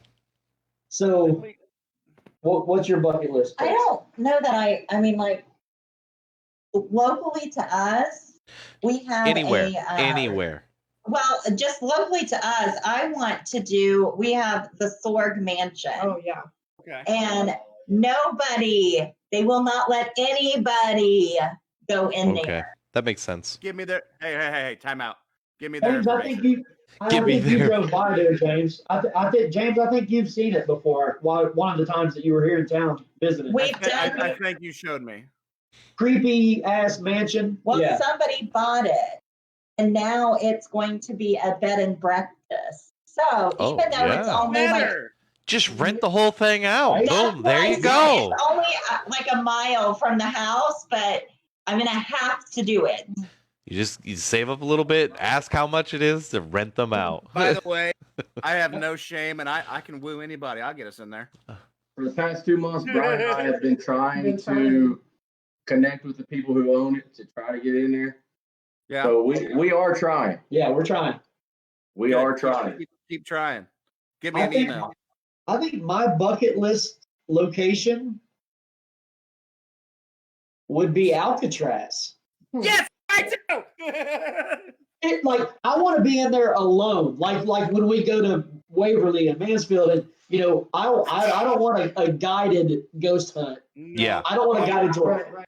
Lock me in there. I want to come out shaking the next morning. Like with the employees Yeah. is fine. That's fine. Hey, leave us on the whole island. Like just let us off on the island. Show us how to get into prison, and then take the ferry back. Leave us. That's my shit. bucket list. yes, I want to go that to the would be- Winchester house, too. Winchester? Oh, yeah, Yeah. that would That's be all. really As long as you stay on the path and not go off at the Winchester house. cool. That's a good question. Yeah. I Ernie? want to say my big. Did he already do his? I didn't know. Did he do his? Did I miss it? Kevin, Oh, what's all right. yours? Mine's Trans Allegheny. Oh, yeah. That's Ooh, a that's one, a good too. one. Yeah. definitely Electroshock up there. therapy, man. It's Yeah. crazy. Doesn't make any sense. I gotta go. That's a For good one. me, I mean, I've always been infatuated with Lizzie Borden. I've always. Yeah. It's Oh. for sale. It's for sale. Yeah. You can buy I it. know. I wish. Bed and breakfast also. $4 There you go, million. James. Your stimulus check can go to that. Yeah.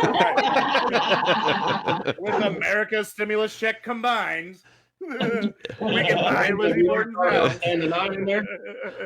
I love Josh's is at Missouri State Penitentiary. We've already been, man. We've been there, but I have not been there. You I have not. been there. I Me would and like- I would like Josh to go have back there. been there. I don't know why it's his bucket list. You guys have been there? Yeah, Yes. I've been there. They've It's been there. amazing. They sat in the gas chamber and everything. I was Yep. pissed. I had a show choir nationals that night. I missed it. I was in Chicago that night. I mean, I will say, I know, right?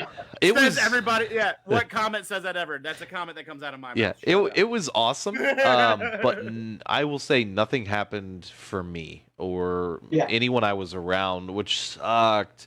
But there was but people did have some experiences there. Don't get me wrong.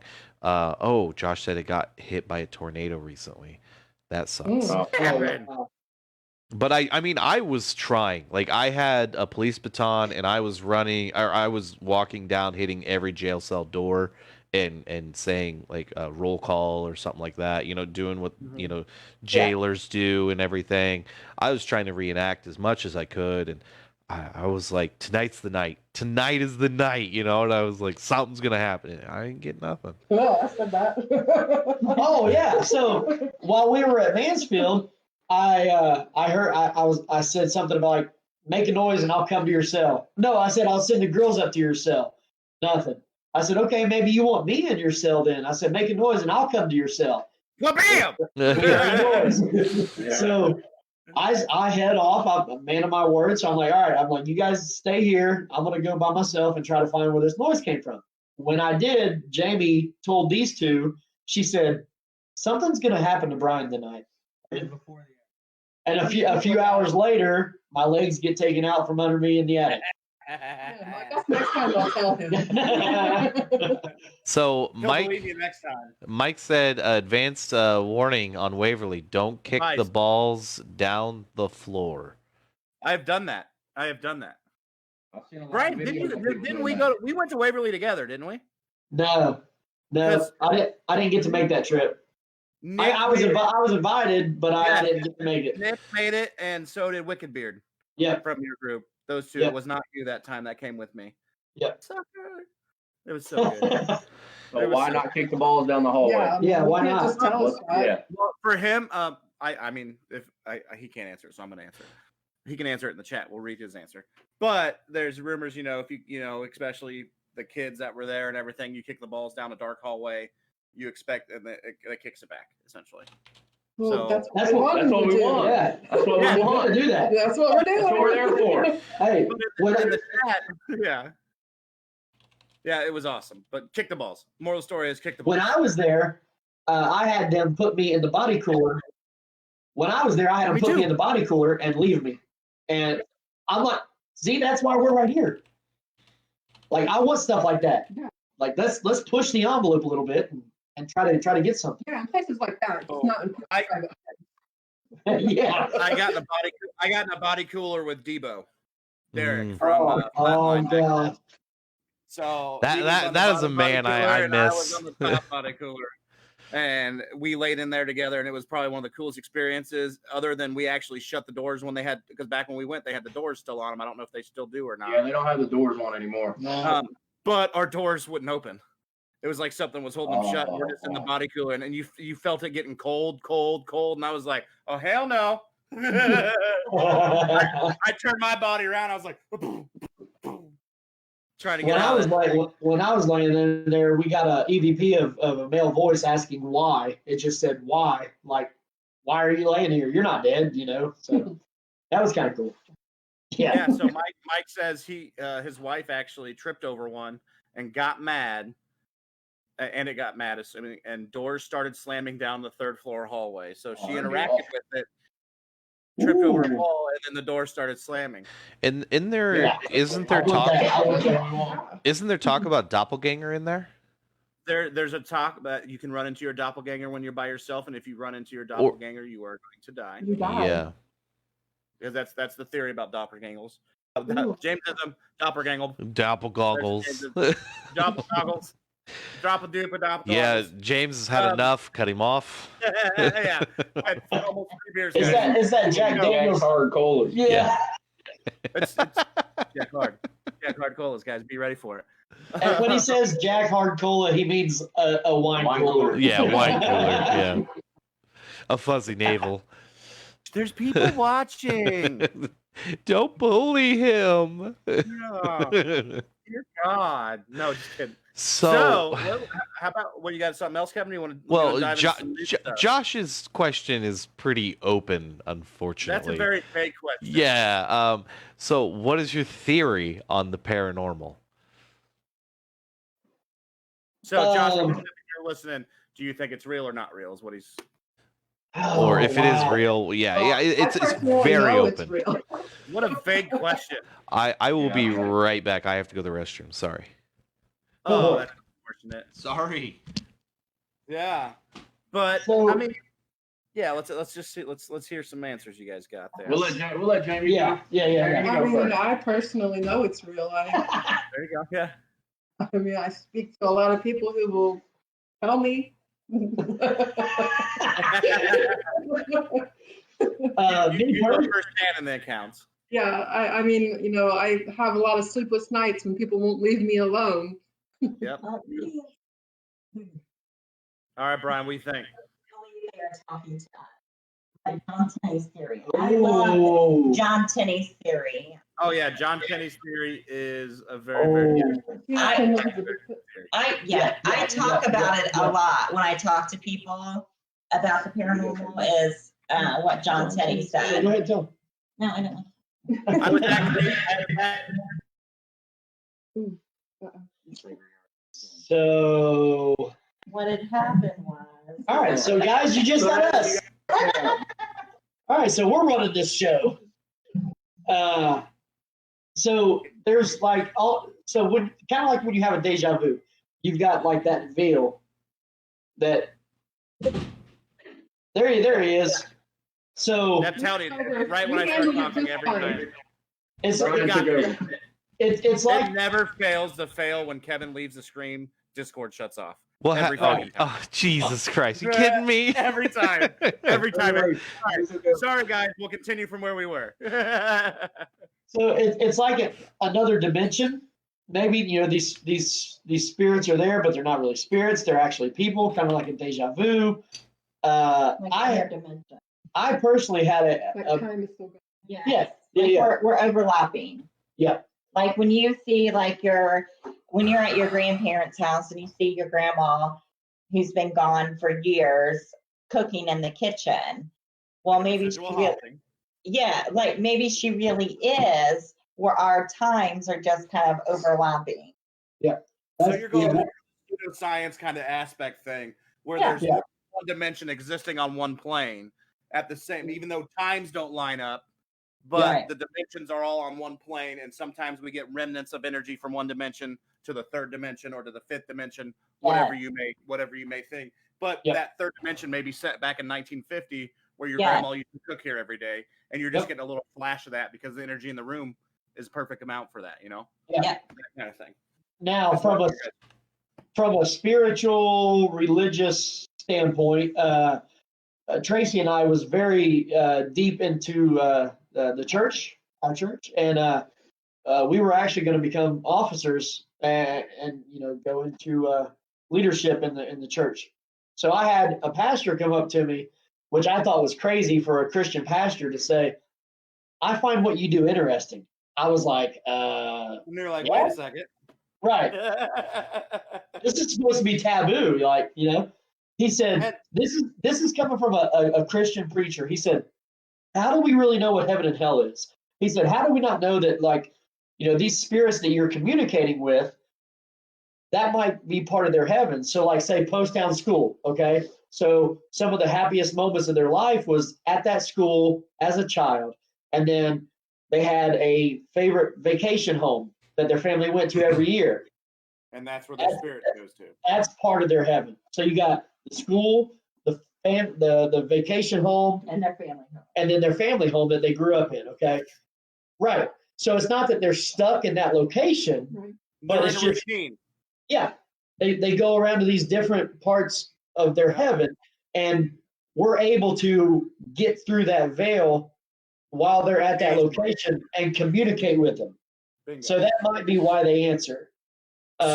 So I have something to add to that. That we had, James. Yes. We were at Post Town. Yes. we were there with Oddity Files, and we were helping them learn, the paranormal and some So of the we were tactics. teaching Kitsy and Kay how to investigate. And they we caught this on our recorder. It was who are they down the hall or something, or what was it? Do you remember exactly? I forget off the top of my head what it said, but it recognized us.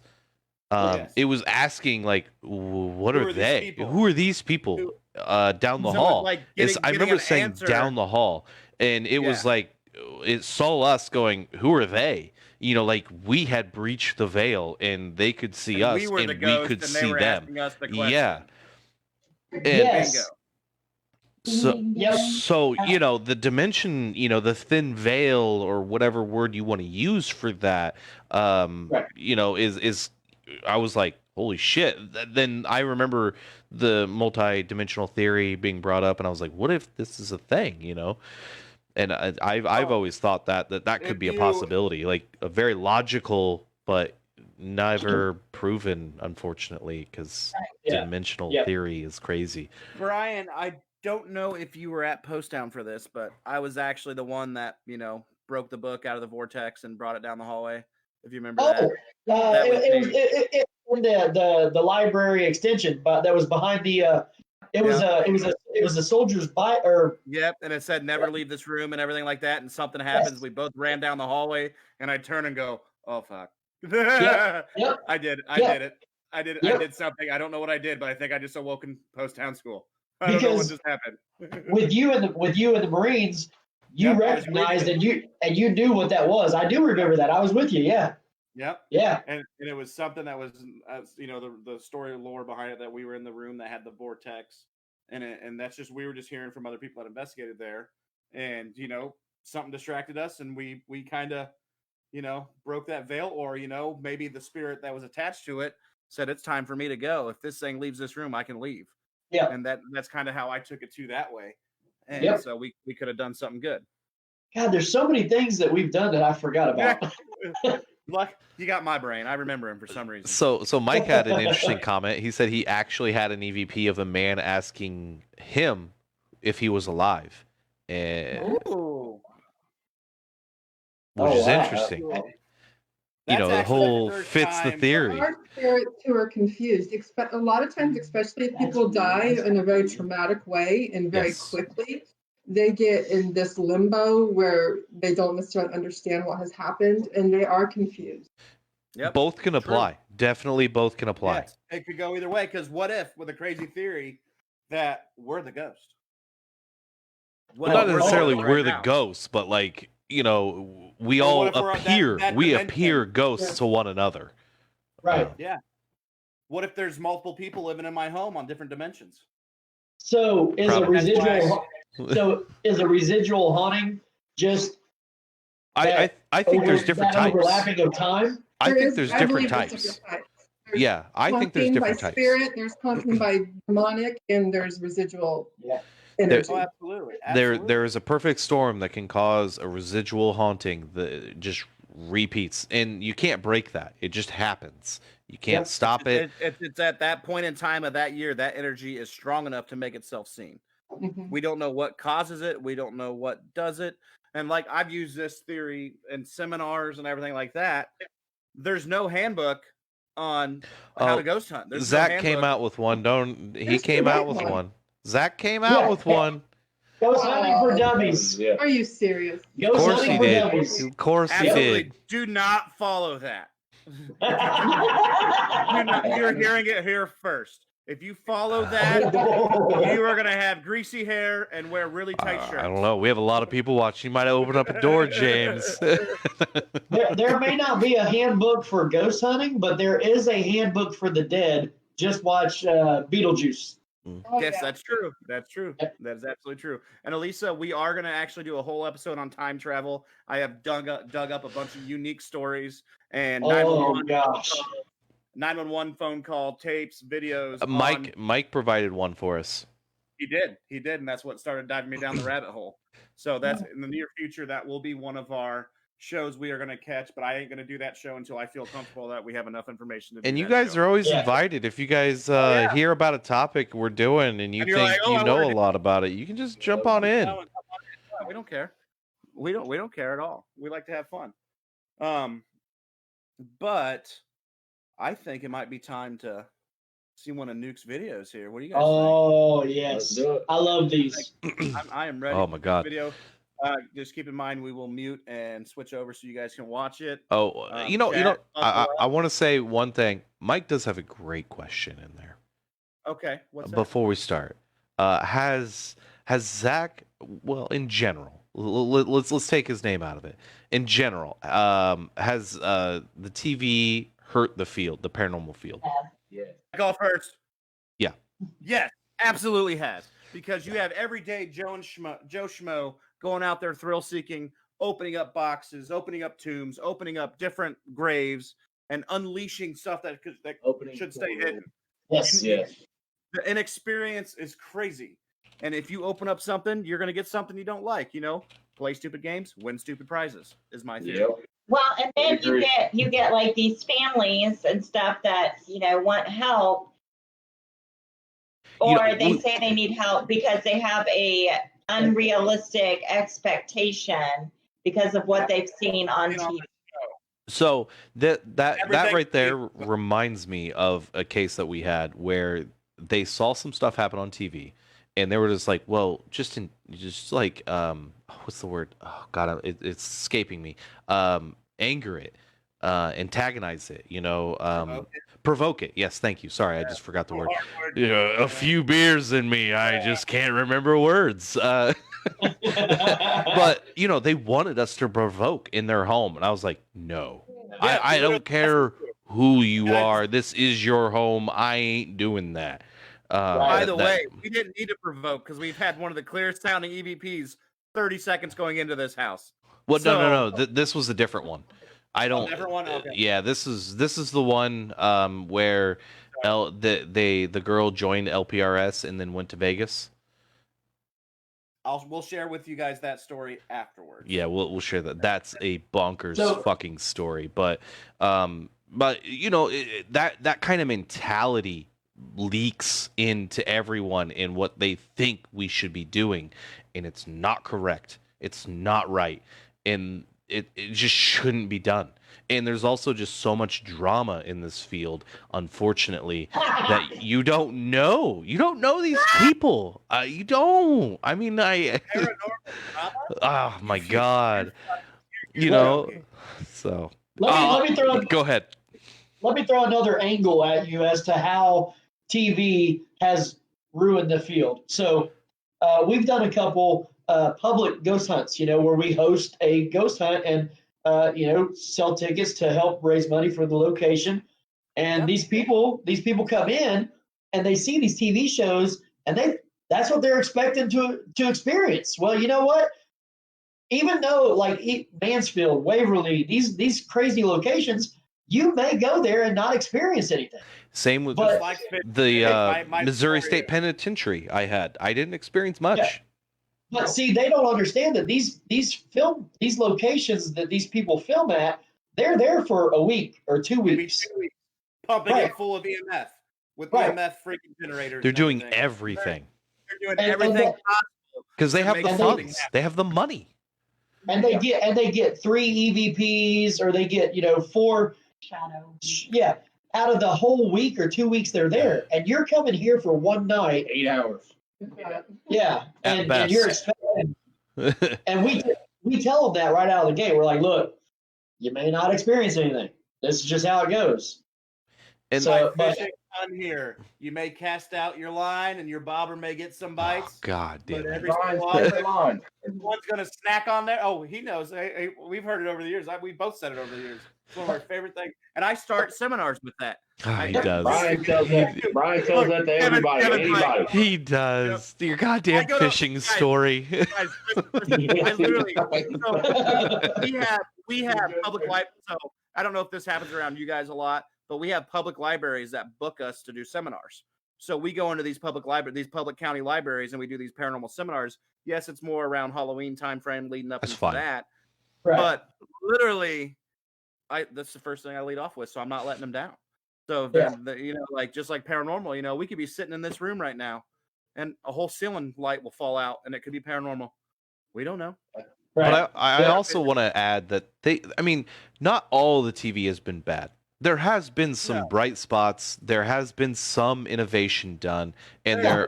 there Like are the some original real Paranormal gems. There are some real gems in there of people really trying hard to do the right thing to help Sure. people. But you know, you got to weed through the bullshit. It's literally what it is. You just gotta Yep. you either latch on to something or you're just like you see it for the fraud that it is. You know, anyone that uses K2 and uses it as evidence for like their TV show is full of shit. Stupid. Sorry. It's so easy I to can manipulate. Yeah, You yeah, have exactly. One cell phone, you get one text message on your cell phone, and it's in your pocket. It's ruined. Yeah. Yep. It goes direct. Yep. And it shocks me how many people in the world don't know that, because that's all they do is they watch the TV shows. So they're Yep. getting the reaction to the TV shows happening. They're getting that thrill as if they're watching the TV show. And that's where you get these groups that come out here and try to form, and they're doing it just for the thrills. And it might not just be only on the group's side of things, because we don't know the production side. You know, the production, the director, the producer that put the pressure on. You're going to lose all this money. You're going to lose all this money you get. You know, you can't go all these places. Well, I just want to tell you, Brian and I have been to Hollywood and been on camera and been under the same studio at the same time. I saw that episode. I saw that episode, and that was what made me want to contact James and do this. And I couldn't get a hold of him because I only knew I didn't know James. I knew Justin. Well, we met at it. Like we met at a convention or something before that. We first met at Dead Winter, like the very first Dead Winter. And then No.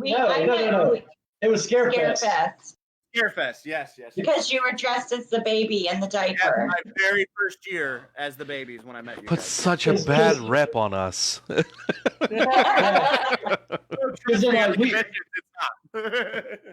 told me that story, and then he said, first podcast, we're going on a podcast with Baby James. You remember that story I told you? Baby James.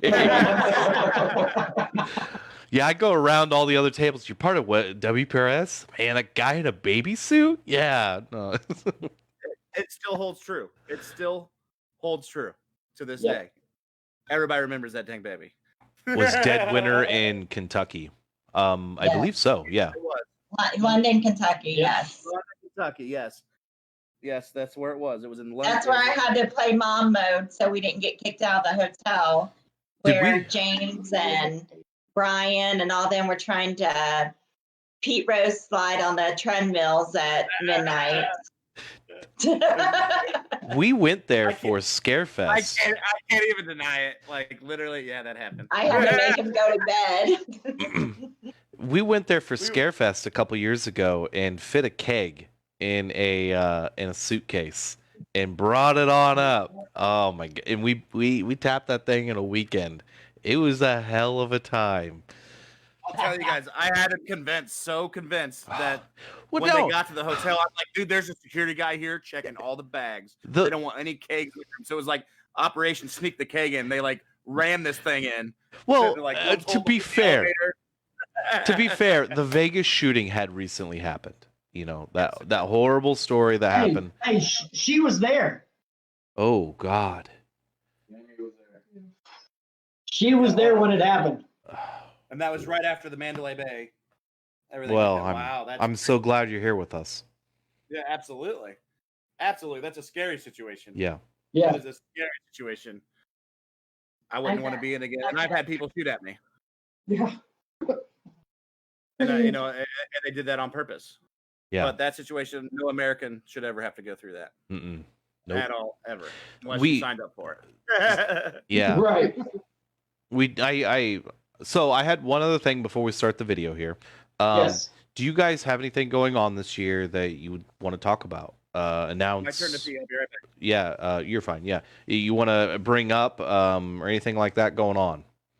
It's funny you mentioned that because I was just bringing this up. So they've never done a convention, and there is the Parapsychon is Yes. going to be at Mansfield. I've heard about this And, one. Yep, I try to follow. We're actually going to grab a table and set up shop Nice. there.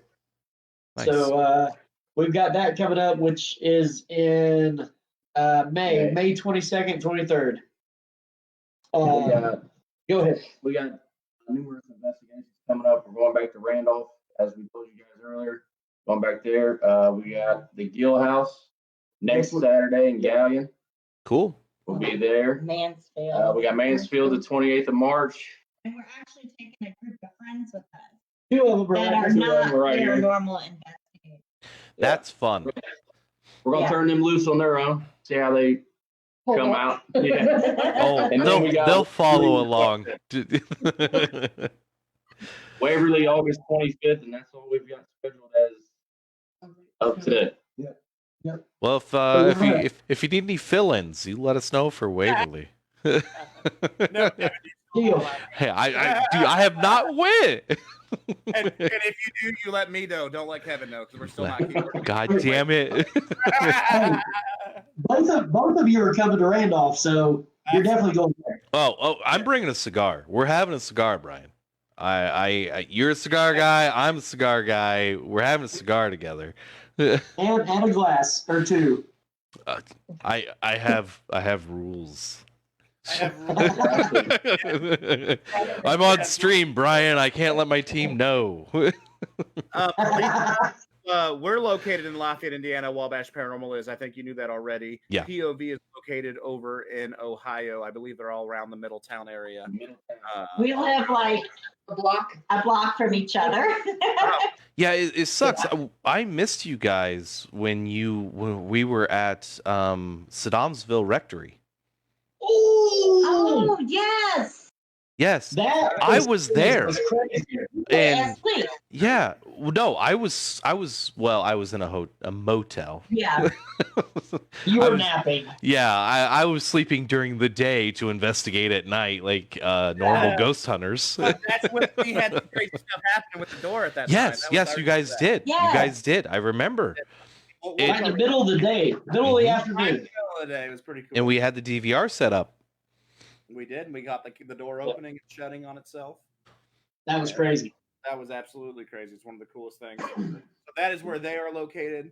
But I think let's dive into it. For sure. It's time I to- got it. Time for WPRS and POV Paranormal. Analyze this. And Let's give just our so thoughts everyone on- knows, this is Nuke's top 5. Anyone wants to, please do show some support for him. He has great videos. Great videos. Go to his page, like his page.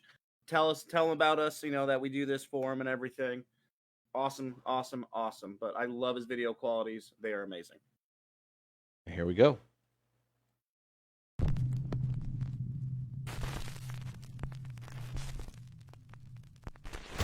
Top 5 ghosts caught on camera.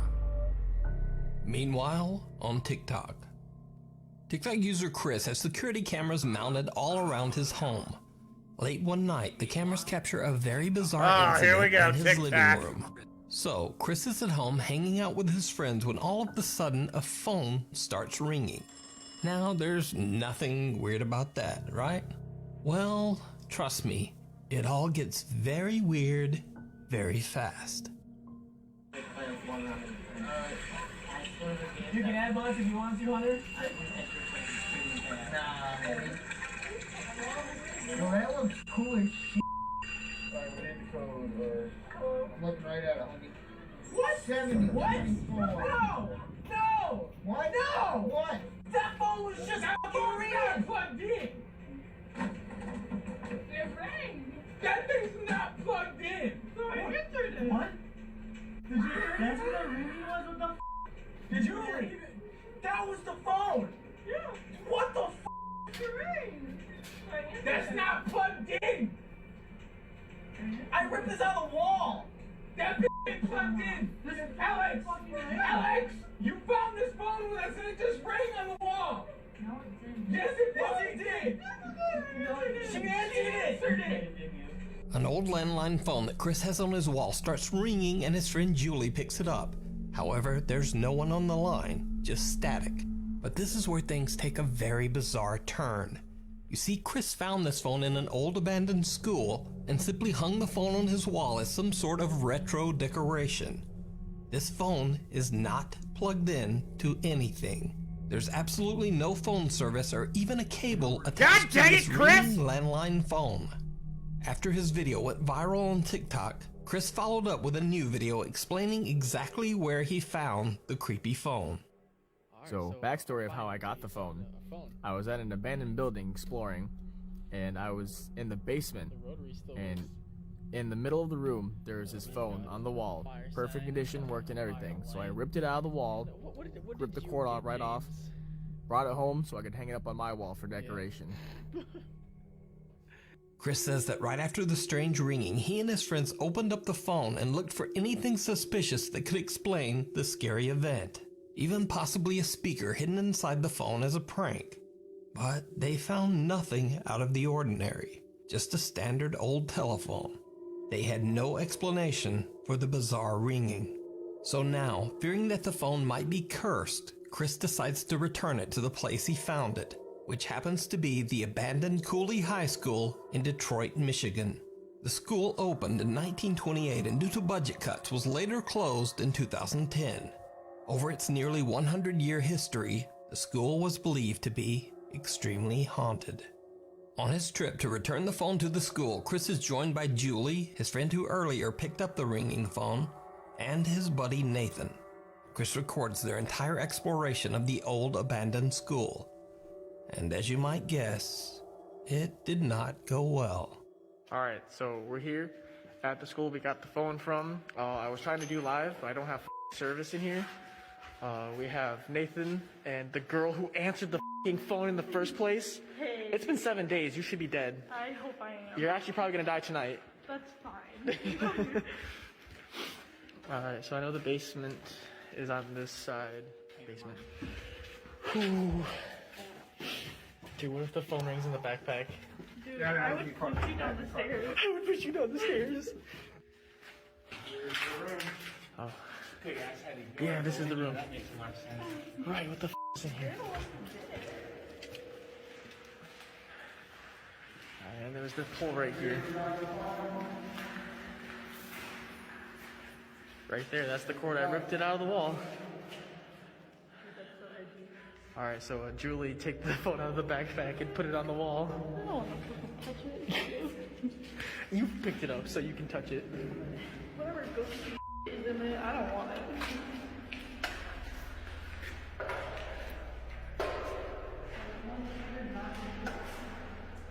It starts ringing.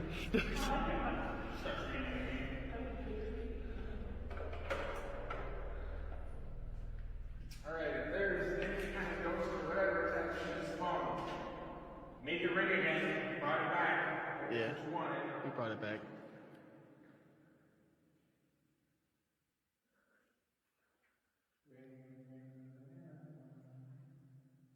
Come on, come on.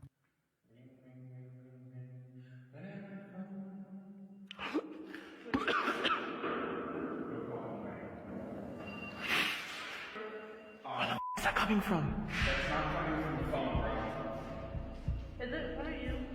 Where the is that coming from the other room? Wait, why is there another phone down here? And why is it ringing? Wait, guys, shh.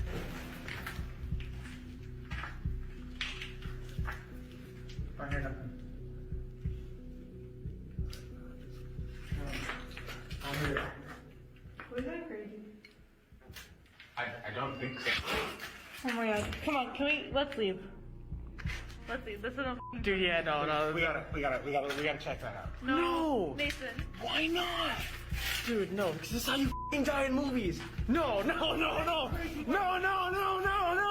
Shortly after Julie hangs the phone back in its original location in the school, the three friends start to hear unexplained ringing coming from somewhere inside the creepy abandoned building. Chris has had enough and just runs. His two friends follow and they all get out of there as fast as they can. To this day, Chris says that he has no intention of ever going back to the haunted Cooley High School. So did Chris capture a paranormal phone call from beyond?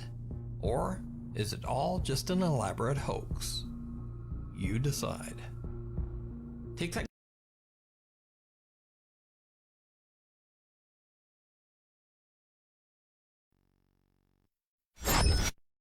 All right. Alrighty. I'll let you guys go first on this one. Well, let them unmute first. Jeez. Oh yeah. Sorry. They're getting used to this whole setup.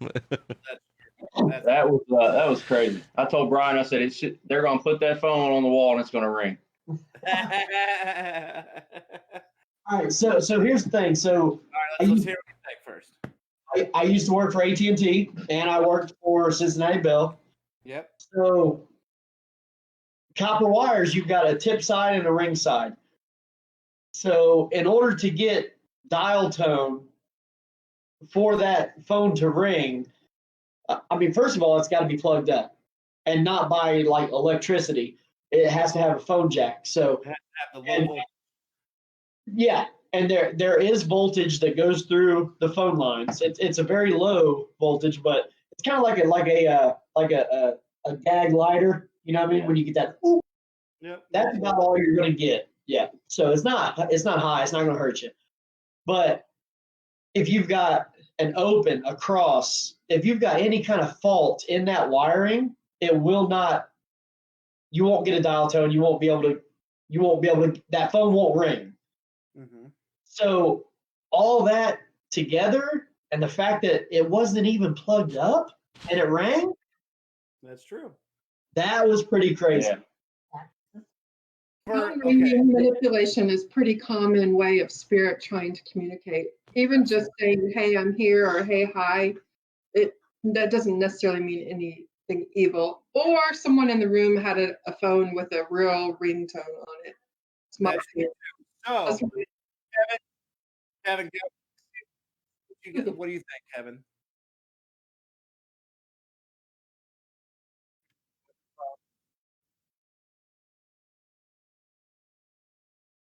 Yep.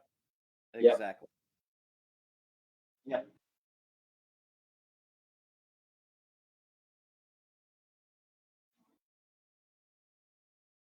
No, we can hear you. We hear you. Well, you guys will hear him, but he might not. Oh, hang on. There we go. Oh, he's a dummy. Yeah, He didn't yeah. No, I was.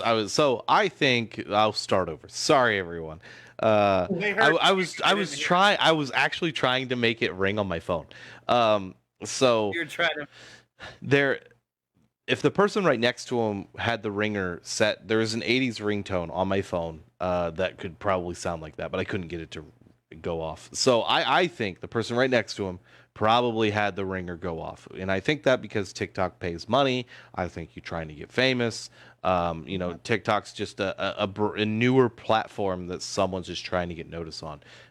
You're talking social media, which us old fogey, it's tough to understand all that stuff, but there's a lot of money to be made, when on a new social media platform, trying to get big, you can happen millions overnight.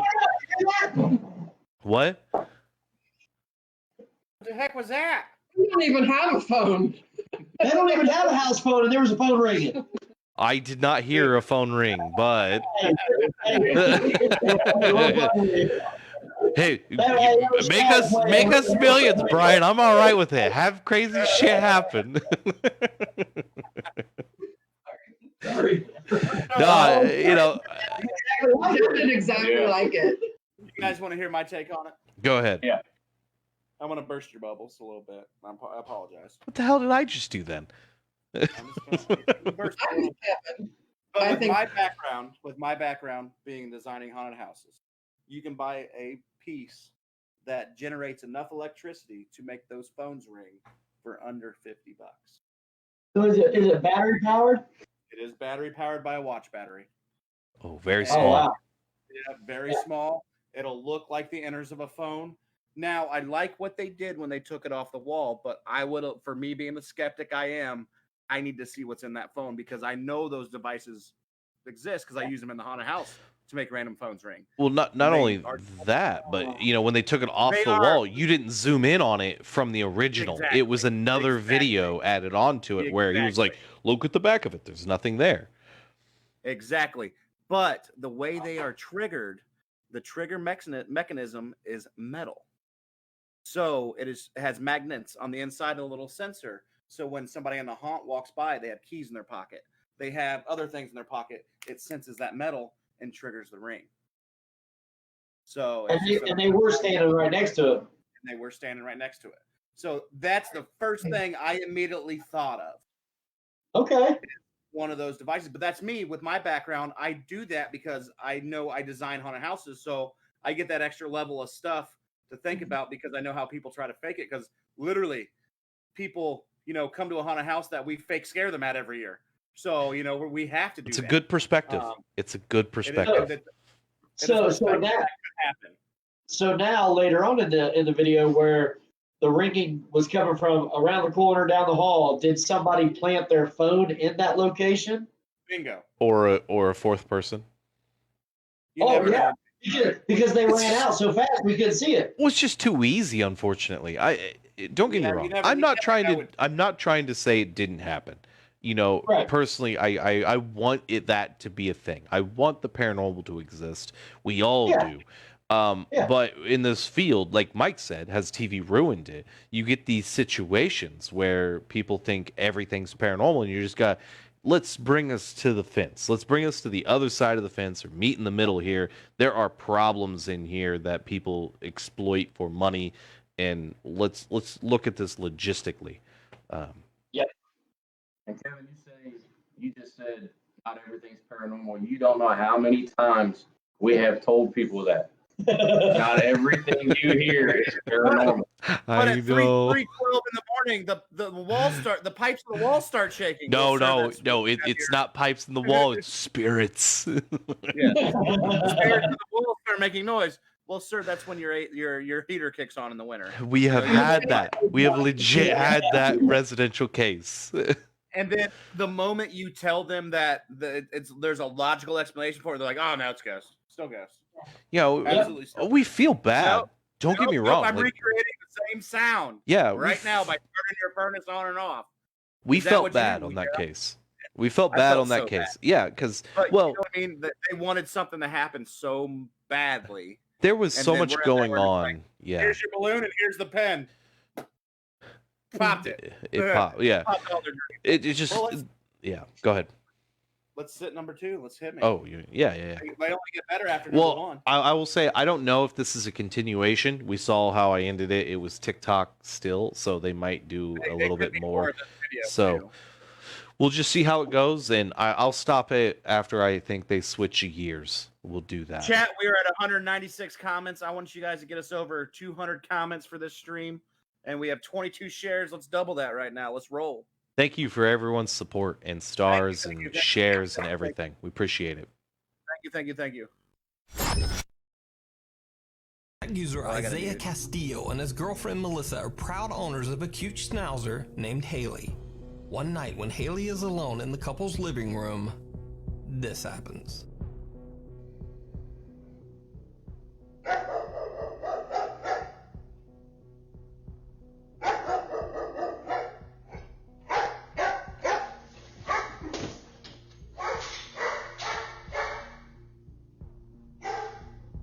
A security camera in the living room captures the moment when little Haley gets so spooked that she just runs away in sheer terror.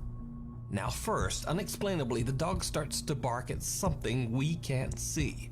She then hops onto the couch, but something catches her attention on the back wall.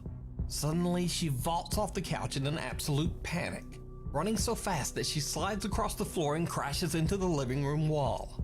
As she runs, a vent cover can be seen falling to the floor at the same spot where the dog had been staring. Now, it's certainly possible that the vent could have fallen from the force of Haley jumping off the couch, but she can be seen staring at that spot before the vent even falls. So it leaves the question, what terrifying thing did the puppy see that made her bolt out of the room? Let me know what you think.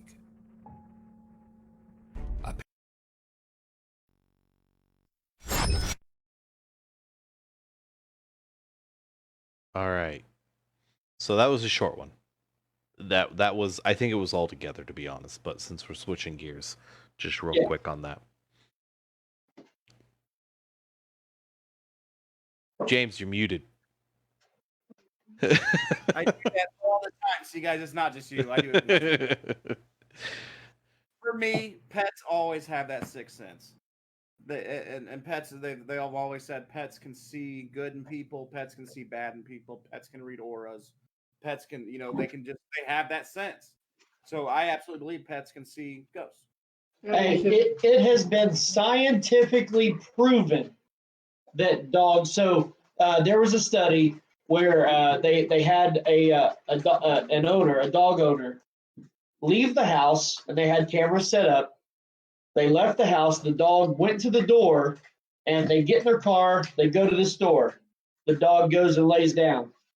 They get in their car and are on their way home, and the dog hops up and goes to the front door. And they tell the person, they're like, okay, the dog's at the front door. Turn around and go back to the store. The driver, the dog owner, turns around, goes back to the store. The dog goes back and lays back down. Okay, because that dog knew, hey, they're coming home. Yep. They could have been, a couple miles away, but that dog knew that their owner was coming home. So I will add to this. So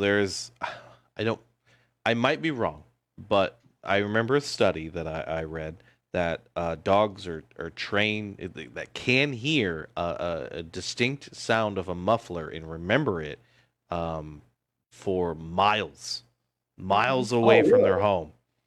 And and if they hear that noise enough times, and then the garage door opens, let's say, or the front door opens shortly after, that will trigger a response from that dog, which is interesting. But also on you said that jogged my memory about that I read. But my personal thought at first was, there's a window there. I mean, there's obviously a window next to that couch. Who knows? A neighbor walking by, their fences are close. You don't. Well, we did talk about Richard Ramirez, so I guess that is on the floor.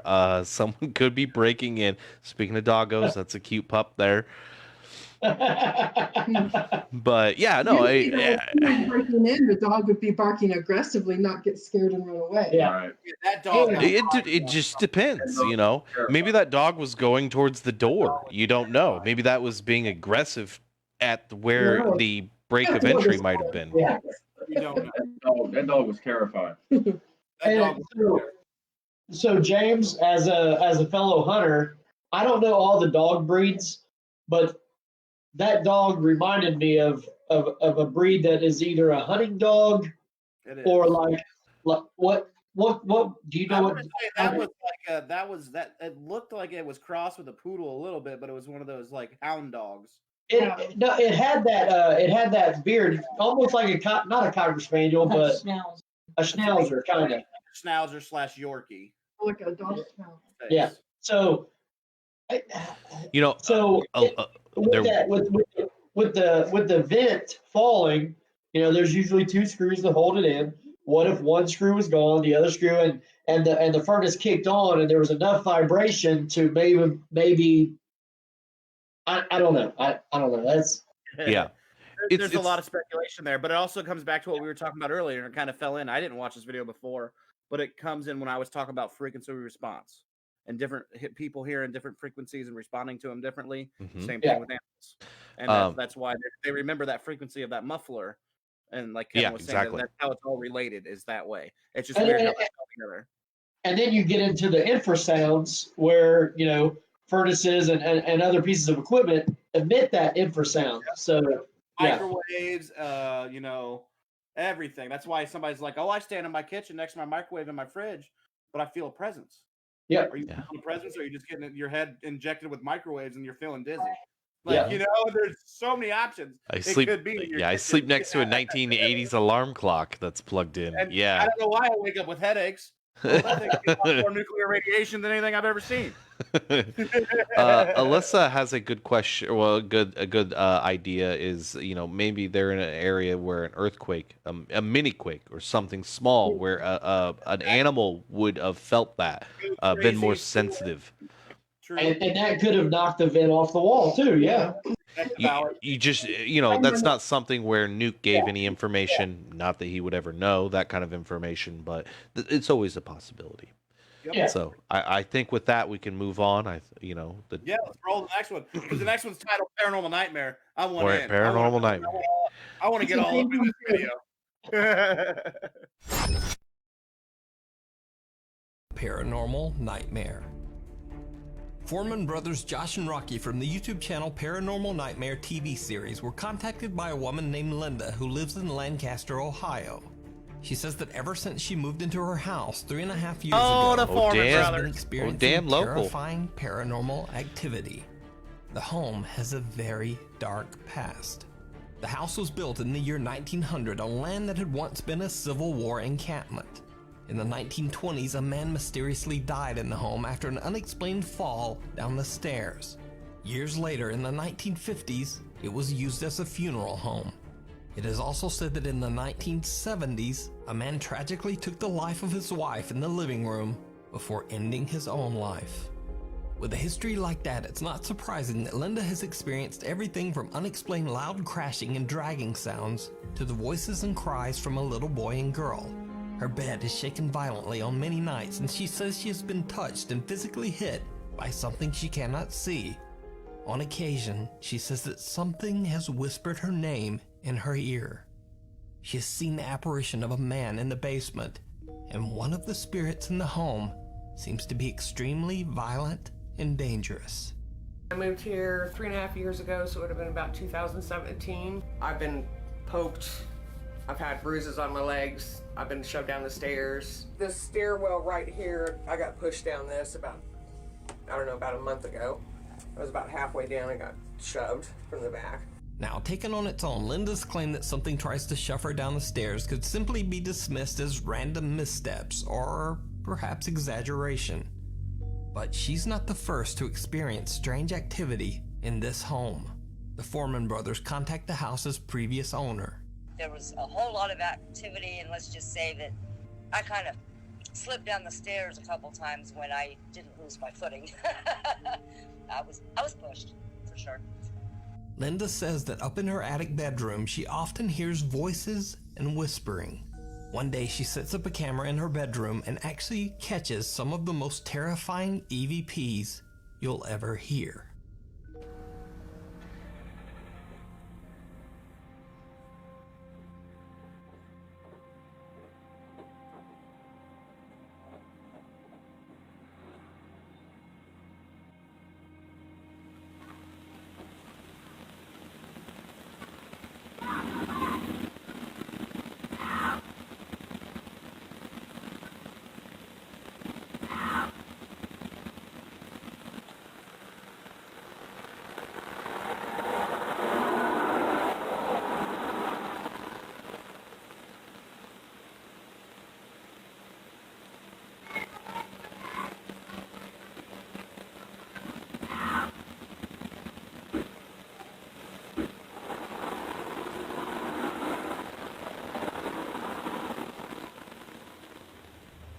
Josh and Rocky Foreman go to investigate the old home in hopes of capturing even more paranormal evidence and to help Linda with the aggressive and frightening paranormal activity in the home.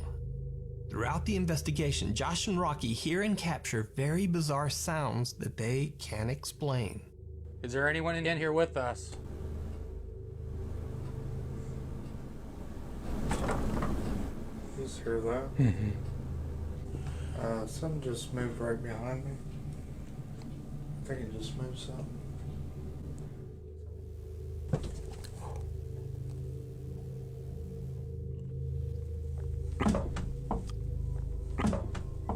Oh, right here.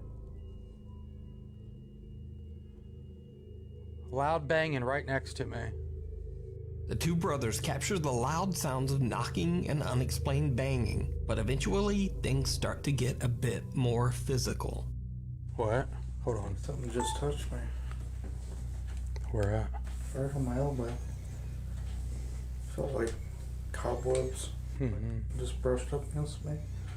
Did you touch Rocky? The guest bedroom is said to be one of the most supernaturally active rooms in the house. So Josh decides to lie down on the bed to try to provoke the ghosts that haunt the house. It seems that he did provoke something. Man, it feels cool around here. I mean, my... Whoa. I mean, my... Whoa.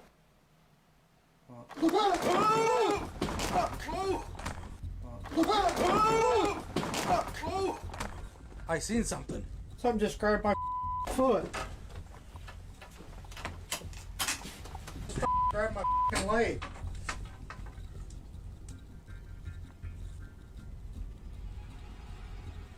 Turn on the light. No. Keep going. That's what we want. It just grabbed my leg. It's under the bed. Josh says that he sees a dark shadow figure at waist height moving towards Rocky. Rocky then feels something grab his leg, and it scares him so much that he accidentally breaks the mount on his camera and falls hard against the bed. Whoa. Now, if you're familiar with the Foreman Brothers videos, you know that they always stay calm and composed whenever they see or hear anything during an investigation. So to see both Josh and Rocky so freaked out in this footage, it just makes the video even more compelling. So did Josh and Rocky Foreman catch the ghosts that are haunting Linda in her home? And just what grabbed Rocky's ankle? And should Josh have cared a little more? Turn on the light. No. Keep going. That's what we want. It just grabbed my leg. Let me know what you think. You can watch this full video and many more great supernatural investigations over on their YouTube channel, Paranormal Nightmare TV series. Hide.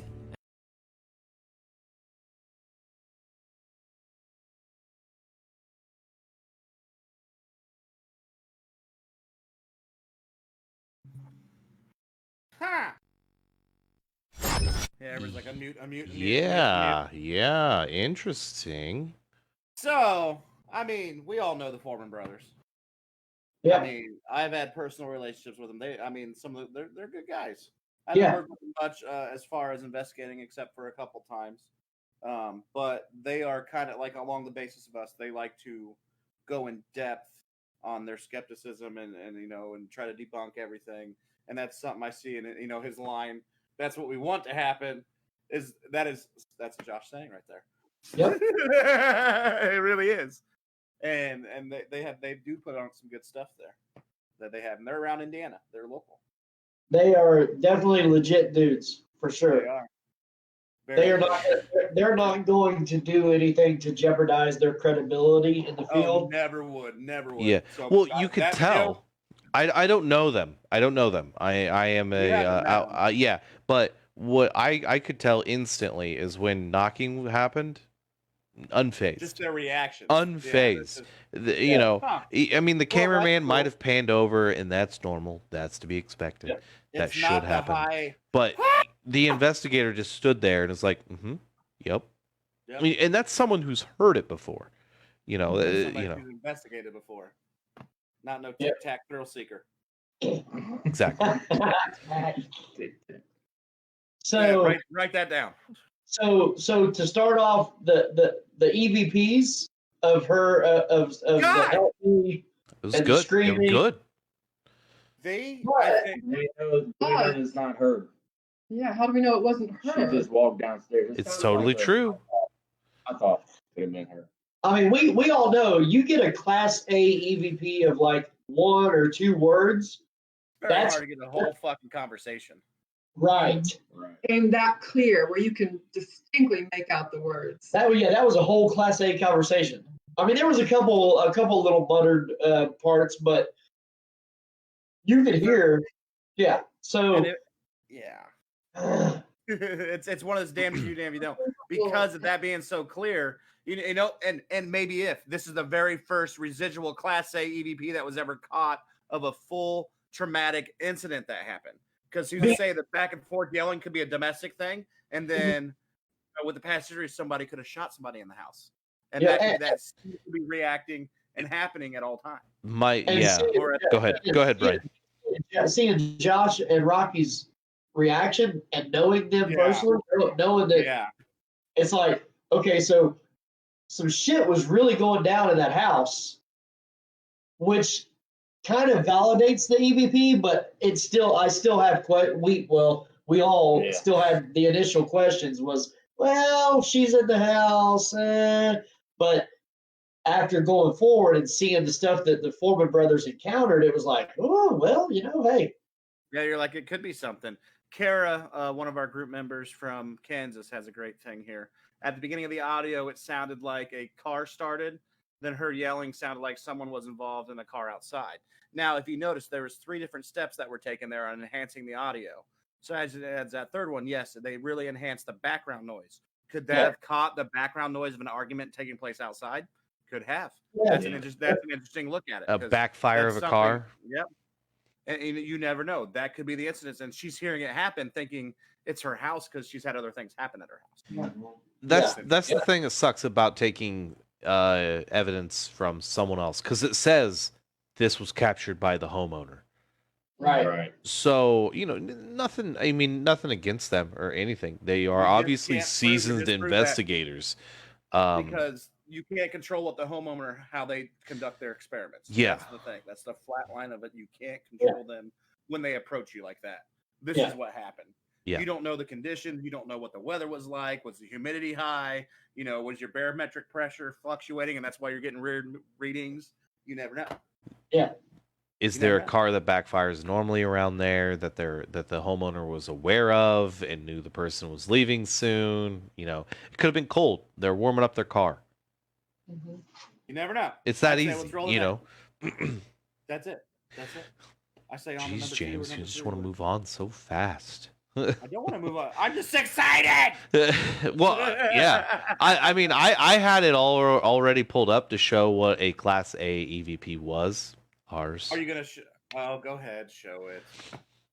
You love playing it. I do love playing. Have you guys heard our EVP? Brian, I think you guys. I think they might have from last time. I'm not for sure. I think so. But we do have new viewers in here, Kevin. So go ahead and show for the new viewers. Yay! Okay, guys, let's let him do it. Otherwise, it's like he'll keep asking to do it. Everyone's power could go out. Just so you're aware.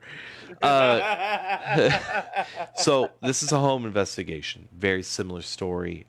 You go to this person's home. They got scratched. They got pushed, and all the same things. And they were talking about Class A EVP.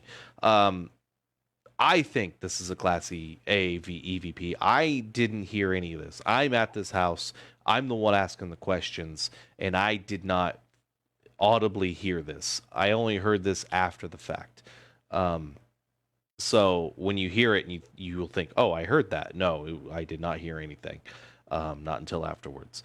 So, and we play it a few times. We'll repeat it, and then we play it backwards. So I'm just going to play the whole thing just to get it done with, and I will put it on our page real quick, and we'll move over to evidence. There it is. This is on our page. You can go check it out. Wabash Paranormal Research Society. Check it out. Here it is.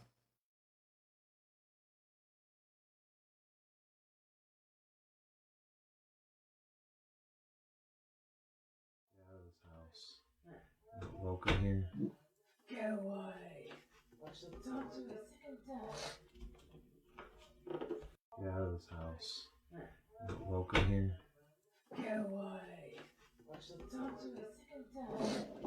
Yeah. Welcome here.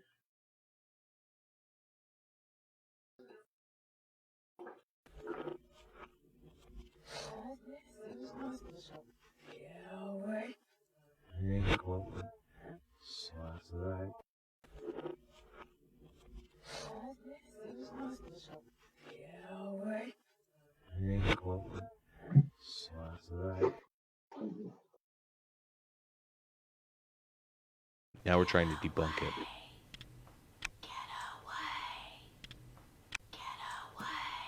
Huh? Kevin, do you feel better? Do you feel better after playing that? Hang on. That's the moral of the story. Okay. Oh, we're hanging. We're hanging here.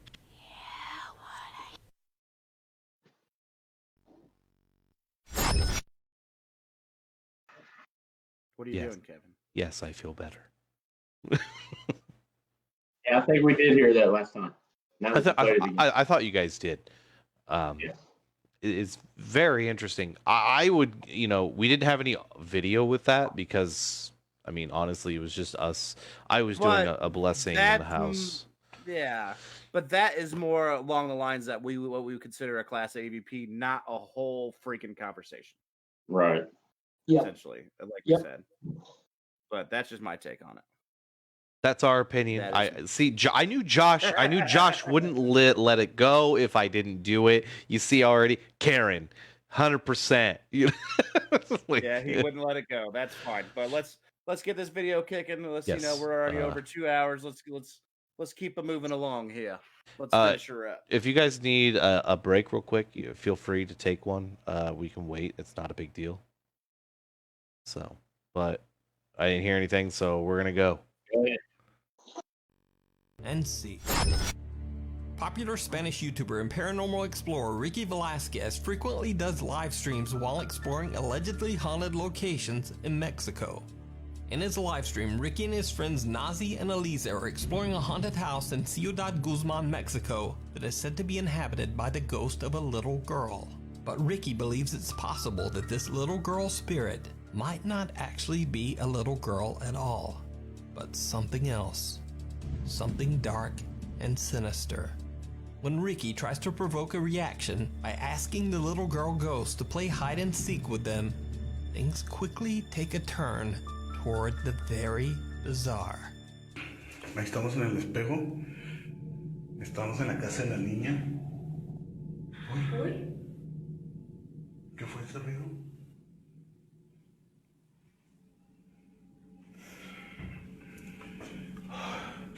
Si sientes aquí mismo que está encerrado y cómo se siente. Vamos a jugar a las escondidas, niña.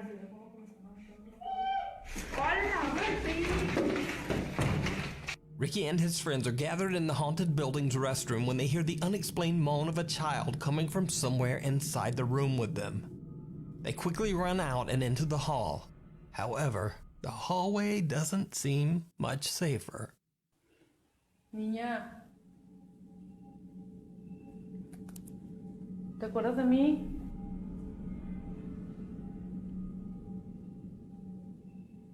Hola. Ay, baby.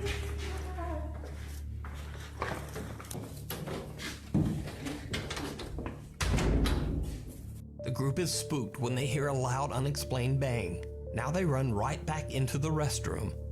After taking a moment to calm down, they continue their investigation. Ricky looks into the bathroom mirror and captures something absolutely chilling. Niña.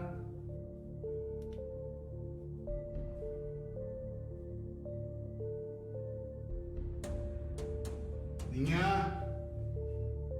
Did you see it? Ricky and his two friends have no idea that they are not alone as Ricky captures what appears to be a figure right behind him, visible at the edge of the mirror's reflection. But what happens next terrifies them all. Si ves eso en el espejo, se ve como manchas, así como rostros. Oye, ¿está corriendo arriba?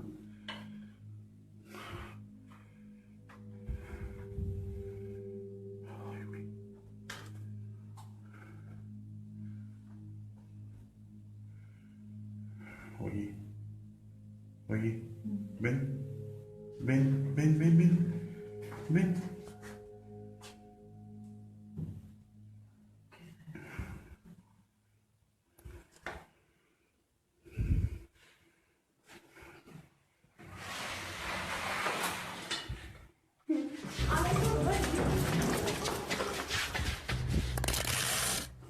Ricky casually films the mirror once again, and both he and his friends see something strange in the reflection. When Ricky turns around, he is shocked to his core as the apparition of a little girl appears in the restroom with them. Ricky and his friends run from the haunted house in terror, and the live stream investigation ends right there. So did Ricky catch the ghost of a little girl live on camera? Or is it all just an elaborate hoax?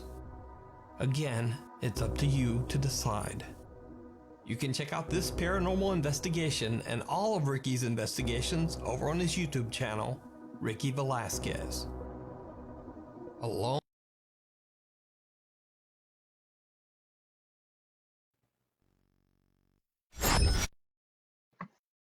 Right.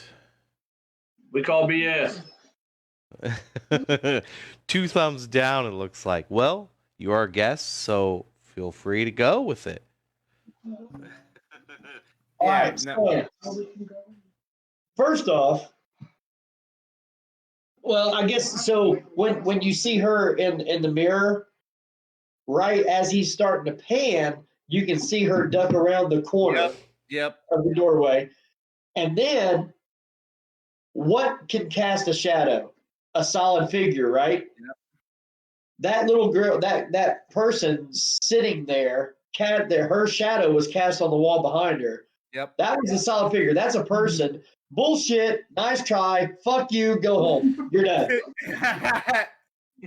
That's it. That's all I got. I agree. Yeah. I agree. He said it very well there. It was one of the girls. It was one of the girls. It was the very first girl that they zoomed in on. She had the same hair, same jawline, same eyes. It was her. It was her friends. They're just trying to get popular. That's what 100%. Yep. Well, we got 2 more videos left. You guys up for them? That was quick. Yeah, I think we all agree on that. Yeah. Well, we better make sure they're up for them because we've been on for a while.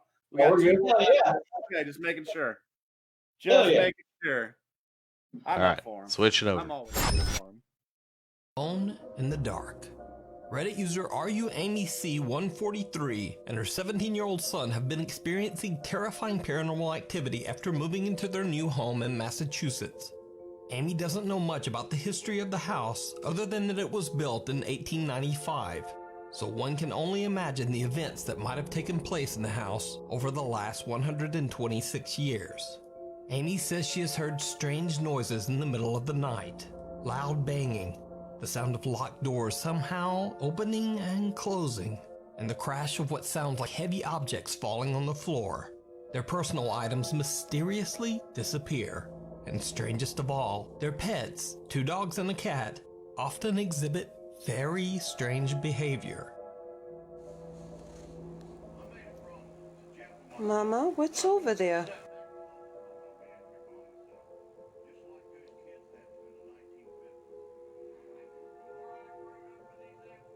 What are you trying to find? Why are you just standing there staring over there? What the f***?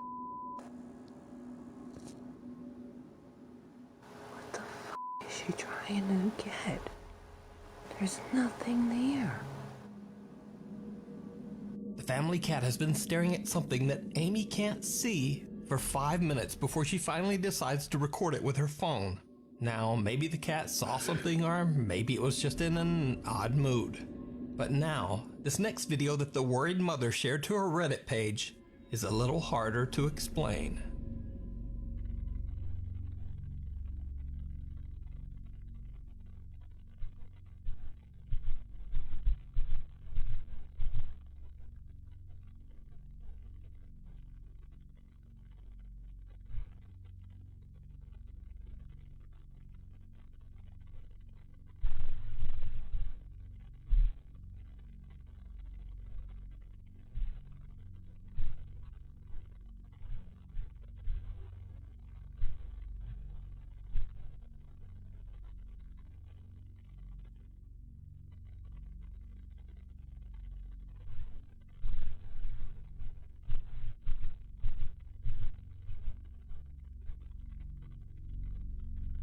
You can hear the sound of someone walking around in Amy's bedroom, even though she is completely alone in the house and fast asleep in bed.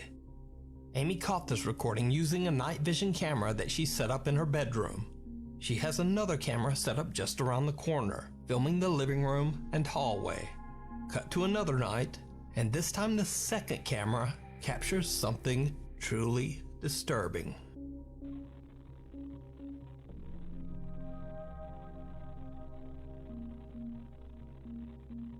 A bizarre, unexplained shadow seems to rise up from the area near the couch on the far right and then quickly disappears back into the darkness, even though there's no one in the room to cast that shadow.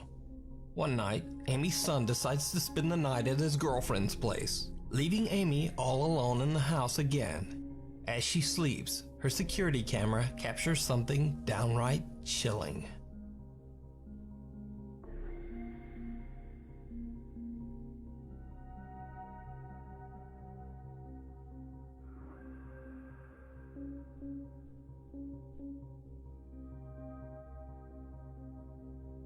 A strange figure seems to pace back and forth outside of Amy's bedroom. Amy explains that she kept hearing strange banging and dragging sounds, and eventually got out of bed to look around her home. She found nothing, but when she checks her camera's recorded footage, she is shocked. What is especially creepy is that Amy says that one direction the figure is pacing leads directly into a wall. Amy shares on her Reddit page that she's worried for her 17-year-old son and is only sharing these videos to get answers and hopefully help. As far as I could find, Amy has never posted any supernatural content to social media before these videos. So, did Amy capture evidence of the paranormal? As always, let me know what you think. You can watch all of Amy's videos and keep updated on her Reddit page at RUAmyC143. Uninvited. Sorry, decided to finish that one. Sorry about that. You did what? I paused for a second and then decided to finish it. You're just in control of everything, aren't you? Yeah. Oh, hey. I have As all you the get- power. Yeah, you do have all the power. That one, it got better at going towards the end, in my opinion. I agree. The footsteps, beginning, I don't know about the footsteps. yeah, you don't know where the cat is. It started the video with "There's a cat," so we know cats can move objects that weigh 1,000 pounds more than they do. For some And we're reason, not real big on orbs either. no, we aren't either. Yeah, I don't know if they were trying to make that like an evident piece of evidence, or they were just talking about the weird behavior of the cat. Well, and even with the weird behavior of the cat, we're not going to hear a mouse scurry sometimes or whatever. Yeah. But that cat's going to. So it could have been fixated on Something in the mouse. wall. Well, yeah. Yeah. But yeah, at the very end, that pixelated image that went past the doorway. That was very interesting. Yeah, we thought that. Yeah. It was not a solid object that cast a shadow, but yet it still had shape, and it wasn't just black registering on a gray scale. It was actually had some depth with the white, so it actually proved to give off a little bit of stuff. Yeah. To give it kind of a white scale on a gray scale aspect of the matrixing and stuff. So I believe that, that's a good shadow copy. I was happy to hear that she had not shared any other type of paranormal stuff Exactly. ever before. So she's not out there. She's generally looking for help. She's not out Yeah. there for the thrill seeking on the Tic Tac. And that's what I love about Nuke's stuff. He does try, he does look for that try stuff. a lot, and he does dig. I do like that. And this video that we're watching came out a week ago. Yeah, a week and a ago. half ago. Yeah, 21st. So this all these videos are current to this year. Yeah. As in January. So we try to look up all his current videos.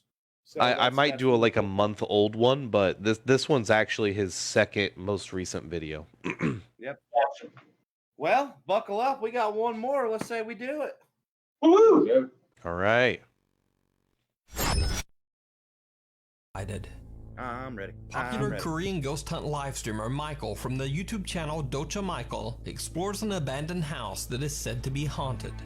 When Michael arrives at the location, even before he has a chance to enter the building, strange things start to happen.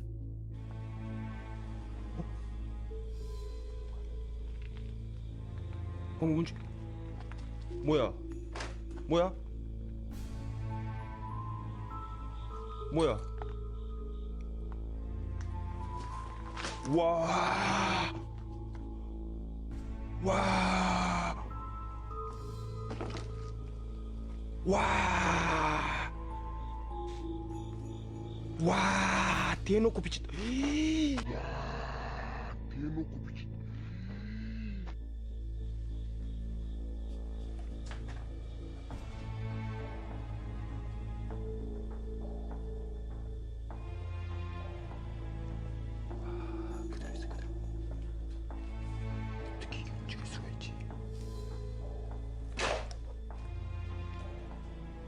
As soon as Michael starts recording and is just about to enter the old abandoned house, a wheelchair starts to move all on its own. Now obviously Michael is shocked by what he just witnessed, but he has no idea that things are about to get even creepier.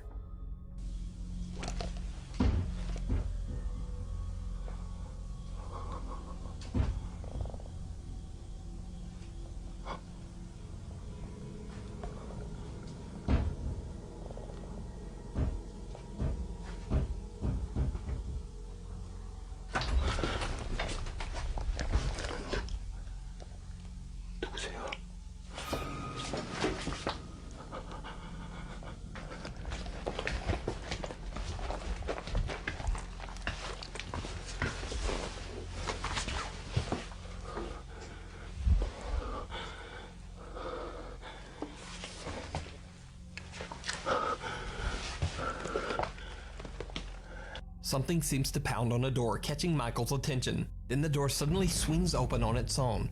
Creepiest of all, whoever or whatever was pounding on the door seems to be hiding behind a curtain and quickly moves away. When Michael runs over, there's no one there, just an empty room. Later into the investigation, Michael finds a mirror on top of a makeup table. This is when things get downright chilling.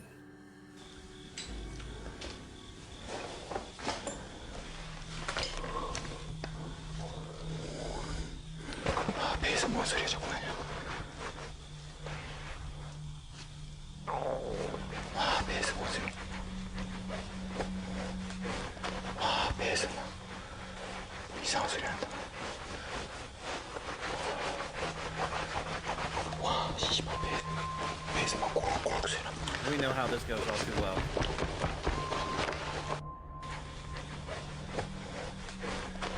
배에서 막 이상한 소리 난다.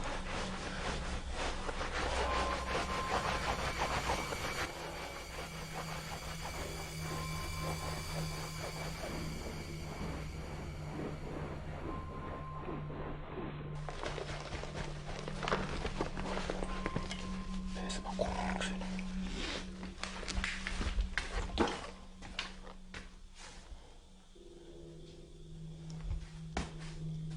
The ghost hunter's stomach suddenly starts to growl from hunger, and he is so distracted rubbing his belly that he doesn't even notice that someone or something is walking up right behind him. But when he turns around, again, there's just no one there. Michael has no idea what he just captured on camera. He continues his exploration of the creepy abandoned building. Now Michael hears a sound coming from the same curtain he filmed earlier. When he gets close to the curtain to find an explanation to the strange sound, this happens. 소리. 잠깐. 분명히 여기 어딘가에 있단 말이야 지금.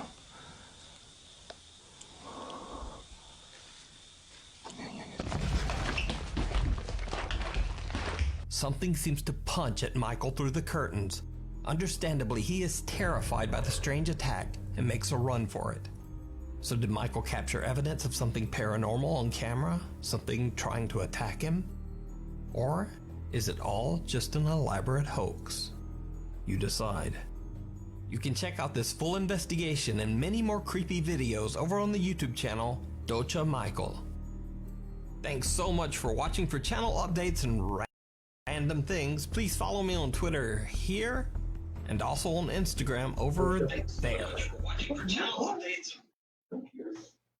I don't know about that one, guys. Yeah. That's a lot of that's too good to be true incidents. Especially the punching of the curtain. Yeah, you can see that. You can see Well, the hand behind the first one. right. It's You one can of see those where the things. content's made. Like Yeah. we're not there, so we can dissect it like this, but or it could be absolutely true. I don't know. Like the only thing that gives me a little bit of validity is the mirror and the legs walking in the mirror. Seeing that because it's transparent, so it's not somebody trying to manipulate a shadow. But that's the only thing I see that could hold water. If you think part of it was done with someone else in the background, it was all done with someone else in the background. Absolutely. You know, Yeah, absolutely. you can do wires and things to pull that cart. You can do Yeah, that's what we were saying. Yeah, you can do camera manipulation. I saw Kara saying something about camera manipulation. Just the way he panned his camera down low to the ground when he was doing things was very odd, very, trying to get someone out of the frame of video. It was very interesting. Give it enough. The music is what like he edited in a lot of movie music and suspenseful music when stuff happened, but up until that punch at the end, nah, it's fake. Somebody else is there with him. Somebody was pulling strings on that movement on the wheelchairs too. You can get one of two movements out of a wheelchair when you put strings on it, and that's exactly what they got. That's what they got. The back and forth movement. That's it. I agree. I thought the wheelchair kind of looked remote control-ish. Like when you have a remote control car and you can't quite get it right. Over there, the technology over there, it could have been all done remote control. Yeah. It's overseas. The technology advancement over there is crazy compared to what we have here. They say 5 to 7 years, advancement over in Japan and stuff like that compared to here. So you never know anymore. You never know. That is so funny. Brian's eating on some pizza right now. Well, that was our video for the night. That was pretty good. Nuke always provides good quality videos. I like how he dives into the history of some places, and he deep dives into people's social media to kind of back his stories up when he's making them. But that's just me. That's just what I think. Always makes it interesting. Absolutely. Well, I want to say, it's been awesome having you guys on the show tonight. And hell, we just about, I think in 1 minute, we hit 3 hours. That's crazy. Yeah. Wow. Time flies when you're having fun. I guess that's the saying. We actually just... Yeah, we appreciate you guys being on with us. Yeah, we appreciate the invite. No problem. You know me. I like to talk paranormal. Everybody knows that. Yeah. Do we have a date on the investigation coming up where we're invited on? For Randolph? Not yet. Not yet. But it's not just one location. It's not one. It's two. Oh. So it'll be Stone Mansion and Randolph County back-to-back days. Back-to-back days. Okay. Back-to-back's awesome. Okay. Yeah. All right. Buckle up. That's what I heard. All right. Yeah. Here we go. And we also want to give a big shout out to the chat room. You guys are awesome. Yeah. Thank you guys for the donations of stars tonight. I saw some people post they got some merch from us tonight. That's awesome. Thank you. Thank you. 241 comments, 241, 27 shares. Appreciate it. 248 right now. 248 comments. Come on, we can get 2 more. Let's get 50 more than last time. Come on now. Give me 2 more comments. Now you're just dragging it out. No, I'm just kidding. We really appreciate you guys tuning in and actually asking all the questions tonight. Being here and doing this is awesome. And we love to share our, what knowledge we have of the paranormal. May not be much, but we have a little slice of heaven in the paranormal, we like to say. But thank you guys so much. Absolutely thank you for having us come on. I need to come over there for a weekend just to chill and drink with you guys. That's what needs to happen sooner than later. Yeah, look, Kara, she said POV and did it in 3 messages. Boom, we're at 254 now. Look at Kara. So, also, chat room, if you are listening right now, go on to their page. The link is in our chat and in our description. Give them a like, share their page. Let's get them some more followers and get them going some more to get some more recognition. But again, thank you guys so much, Kevin. Thank you for putting it together. I appreciate it. There it is right there. We just posted it right in the chat. There's the link. Get on over there. Give them a 5-star liking and give them a follow.